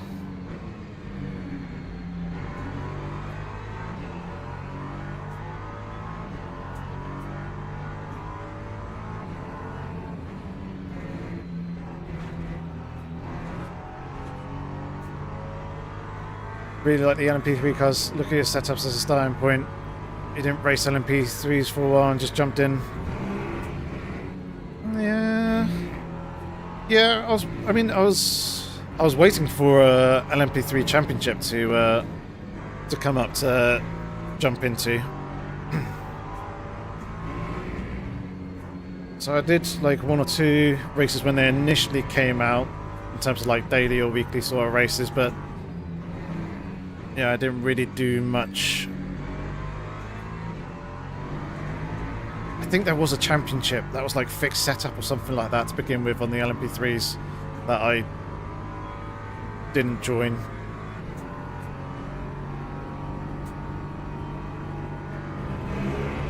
Instead, kind of waited until LMP3s came into the European Le Mans Series online championship. That's what I was ultimately waiting for.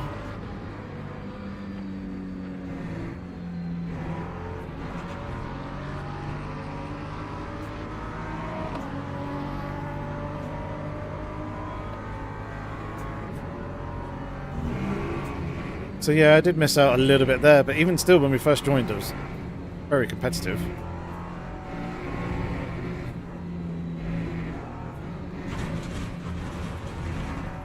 Obviously, last week we did well, but we were in split 2. And our only real competition was Boyle, who's 49 seconds up the road from us running in P3.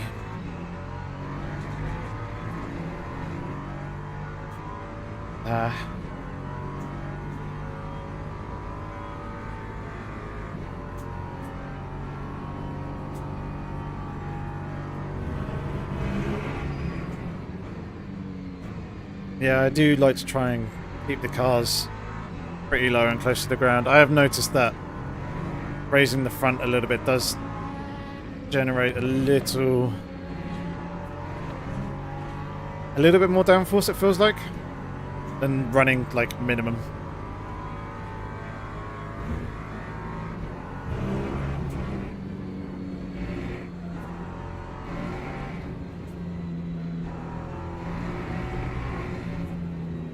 One thing I do need to do, and I keep putting off, is actually setting up or like getting hold of a Motec workbook and actually using that to help with the setups.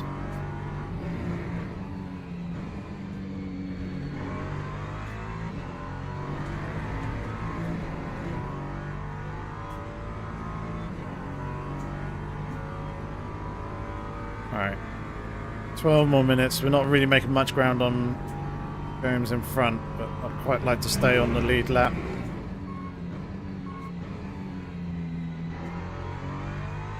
In LMP3, so I'd like to keep Rado at 7.5 seconds that he is back from us at the moment.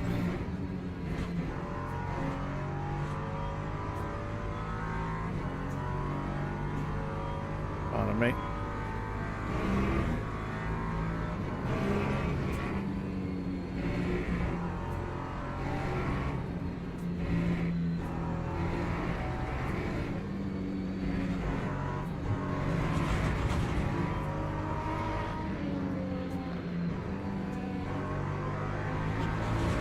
Terrible corner. Came in at a horrible angle for that.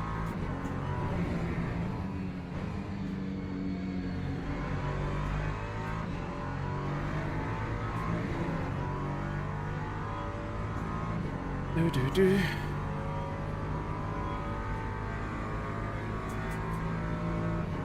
Oh, Gomes has lost a chunk of time there.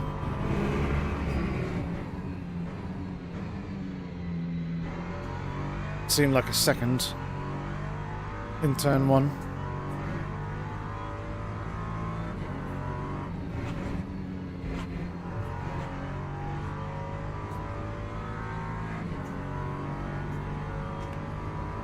Oh, lights around the circuit are starting to come on. Since we're seeing a bit of flickering.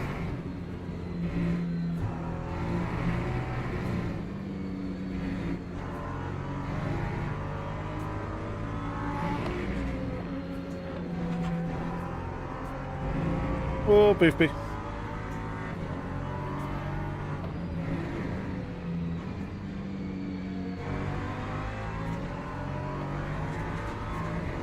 Managed to get himself up into the lead and is starting to run away with it. He was down in the fields, kind of in and around P6, P7. First time that the LMP2s came through, I think. So he's done well to get himself back up there. I mean, he's a very, very fast driver. So it's not too surprising in that sense, but I mean, the level of competition in LMP2 is very high.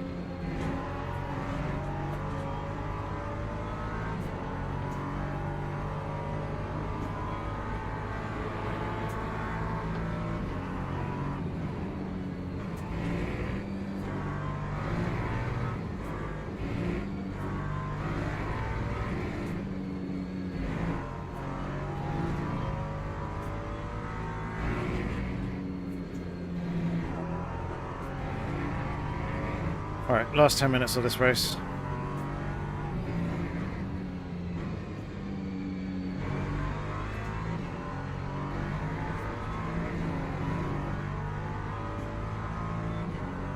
Let's push.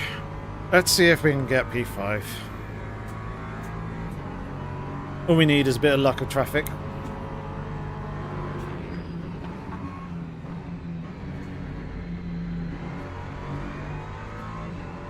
Some smart, clean driving, and I reckon it'll be doable.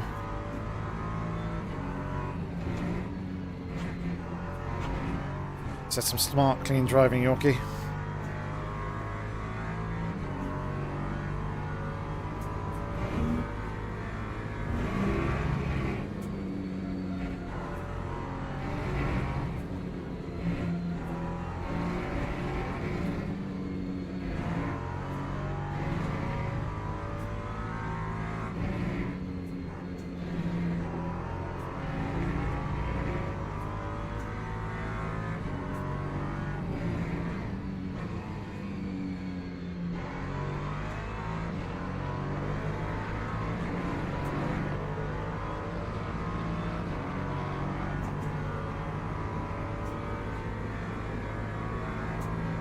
Yeah, we lost time on that lap when we shouldn't have.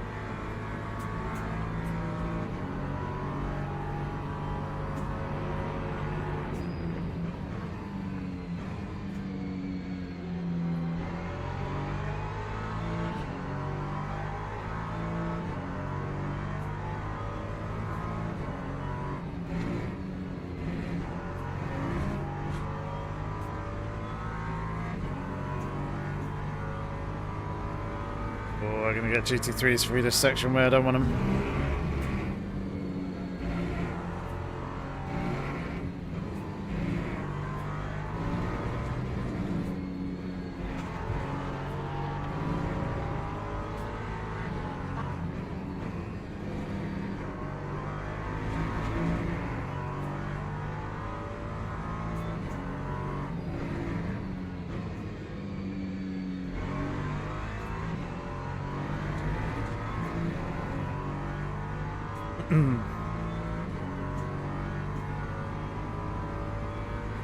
Basically pretty much matching each other for pace at the moment.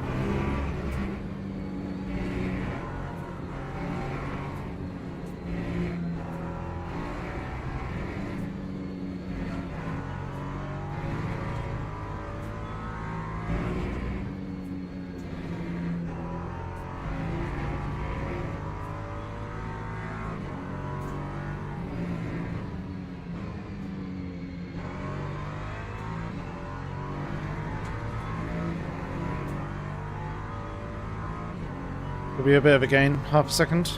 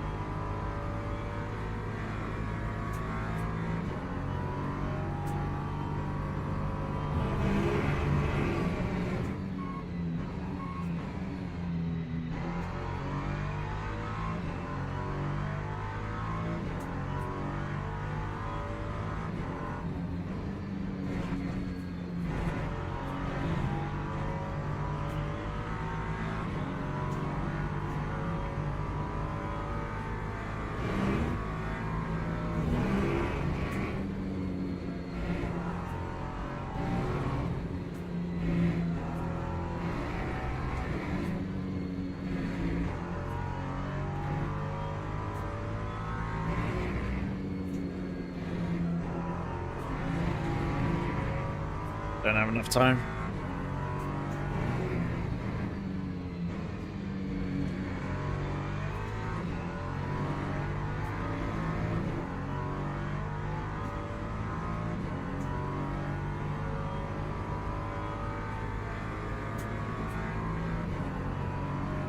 Oh, both beasts back on P2.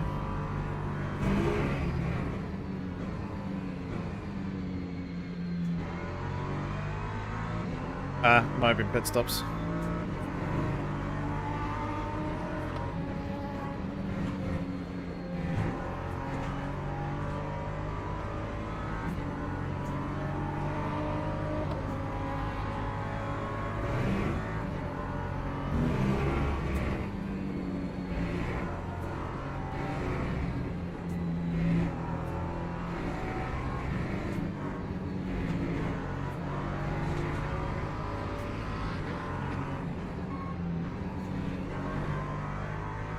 Overslowed. Bit about 4 laps ago. Ah, okay.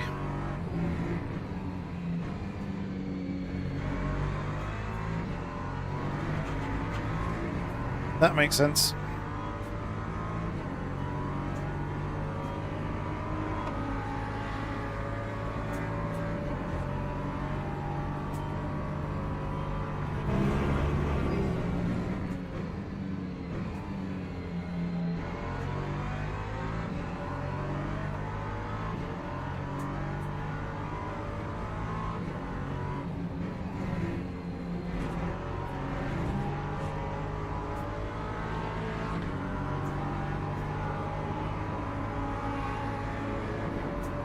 Hey Graham, how's it going, mate?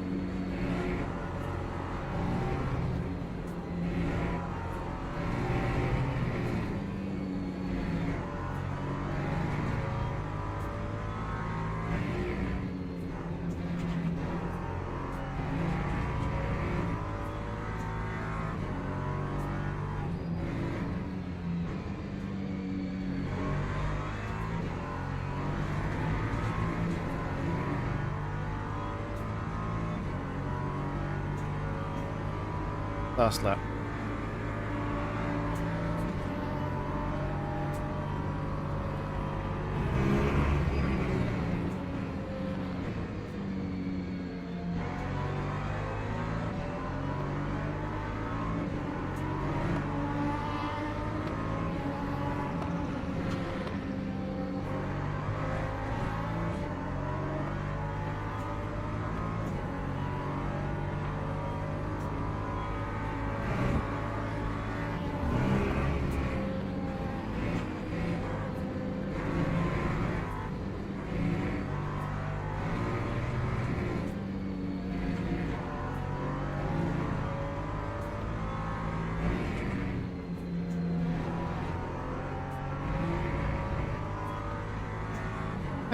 Going okay, Graham.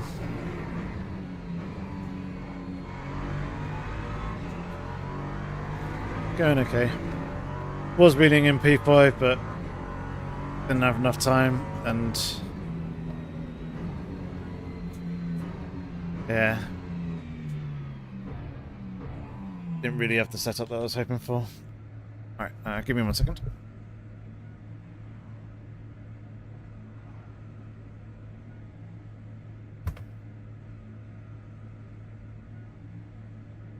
Need to plug my keyboard back in.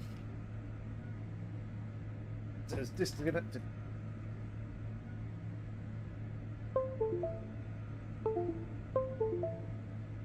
Okay.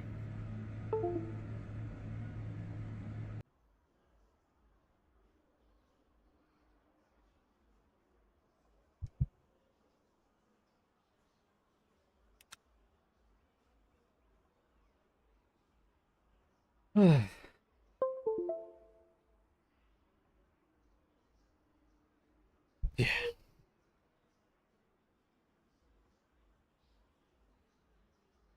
Go.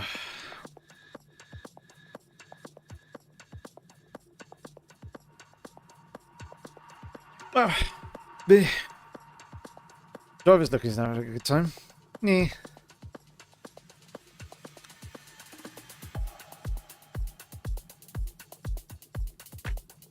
I wasn't having the best of times, not in this race.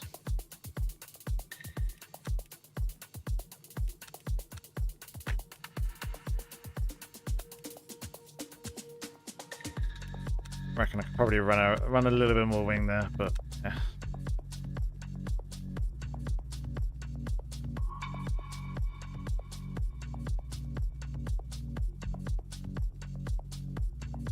Yeah, sounds like a lot of people were also not particularly happy with how the track limit system was working. But let's go ahead and take a look at the replay and that. And yes, Jensen, exactly that. We survived. We got to the end. We enjoyed it. We didn't DNF this time, which is nice. Still lost driver ranking though. 6 or 7. I didn't lose. Everyone's got higher ranking than me. Still lost ranking. I know we're kind of like bottom half of the results. You expected to finish 7th. And we lost driver rank. How does that work? Explain that to me if it's a purely ELO system.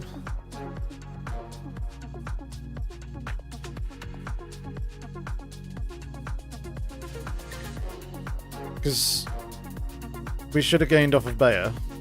We did. I suppose the number of people in front of us taking points away from us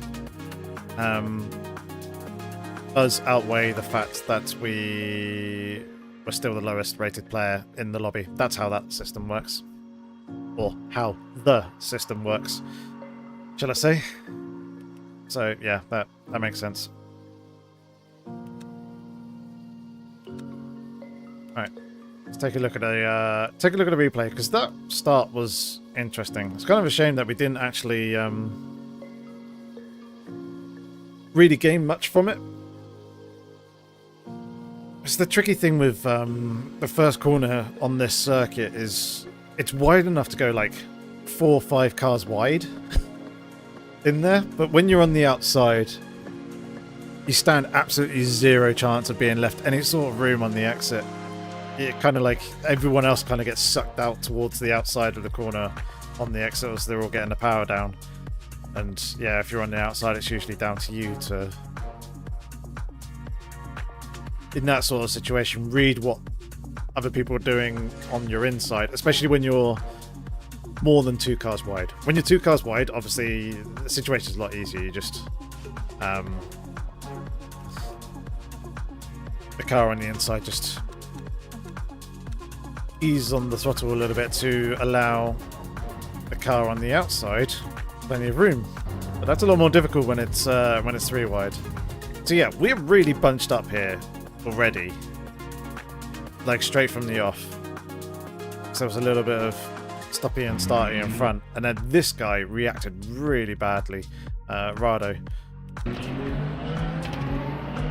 which kind of held up the entirety of that other line. I should have gone with these two over and across, picked it up, but obviously these guys were side by side, 3 wide at this point. Again, a little bit of slipstream. Probably should have lunged and used the space here a little bit more, but as you can see in this situation, and with Jardier spinning in front and a few others as well, I was having to kind of lift out, be a little bit more careful with their rejoins.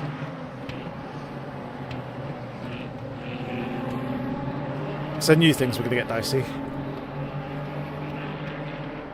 Johnny, we finished in P6 out of P7. Not a particularly great race and result, but we got to the end.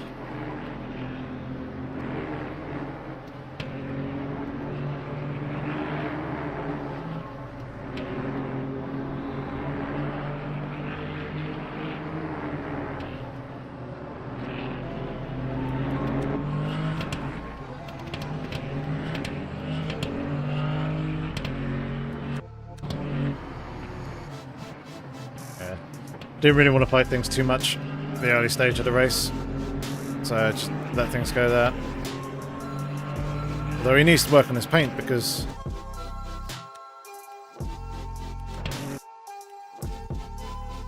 this shoe here isn't aligned.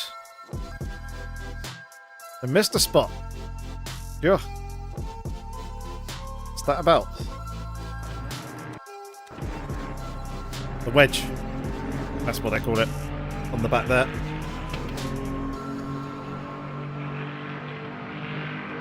Nearly drove me off the road. Oh.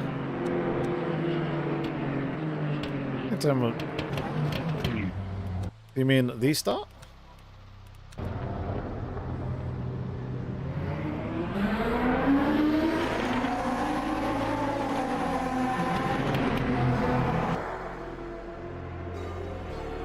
Definitely should have gone over. Oh, just as he finished the overtake. Yeah, kind of washed out a little bit wide on the exit there, but I think that was fine.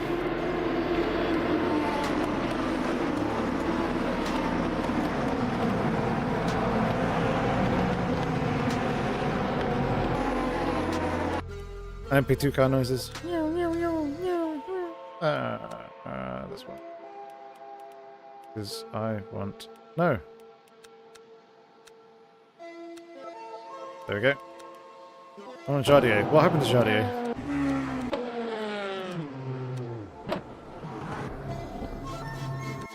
Oh, start from P1.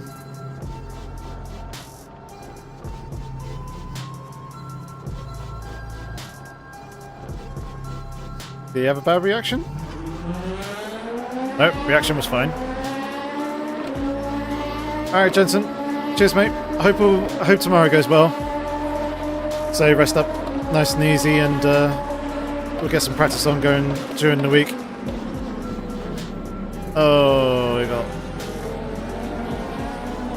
proper scent on and sandwiched.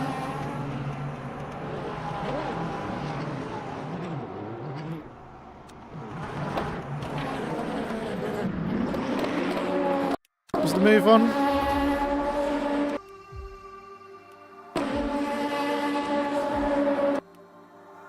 It kind of is. He's very close.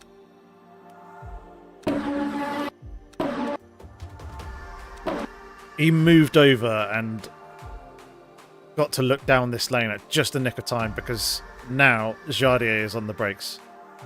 Jardier's broken fairly early. I know it's like cold tyres, cold brakes coming into this corner, but yeah, very early on the brakes there, whereas Bezier's on now. Yeah. Is that a slight lock-up?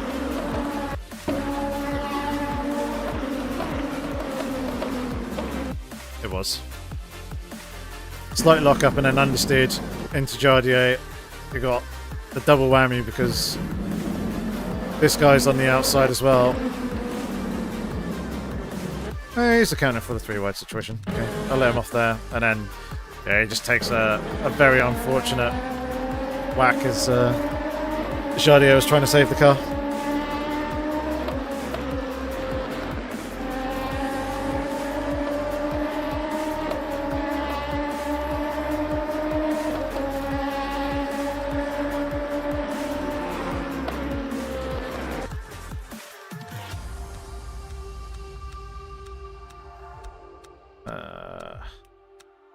Leon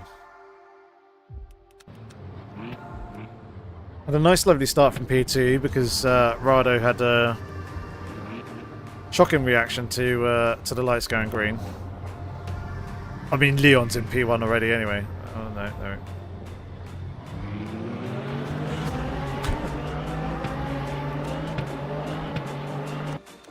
So yeah, nice and easy turn one for Leon.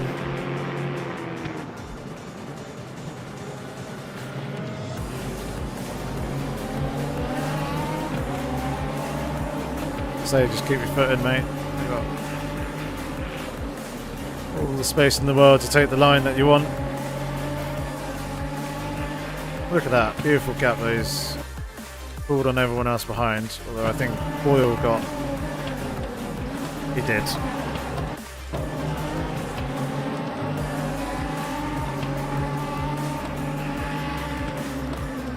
He had Rado looking, and then he was compromised with the LMP2 there on his outside.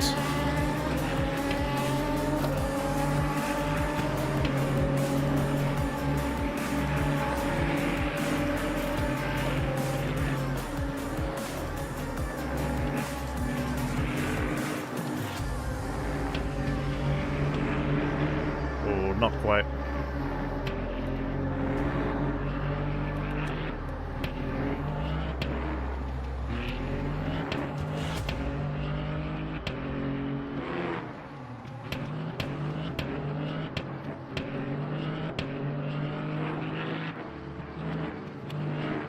Well, I don't really remember too much else happening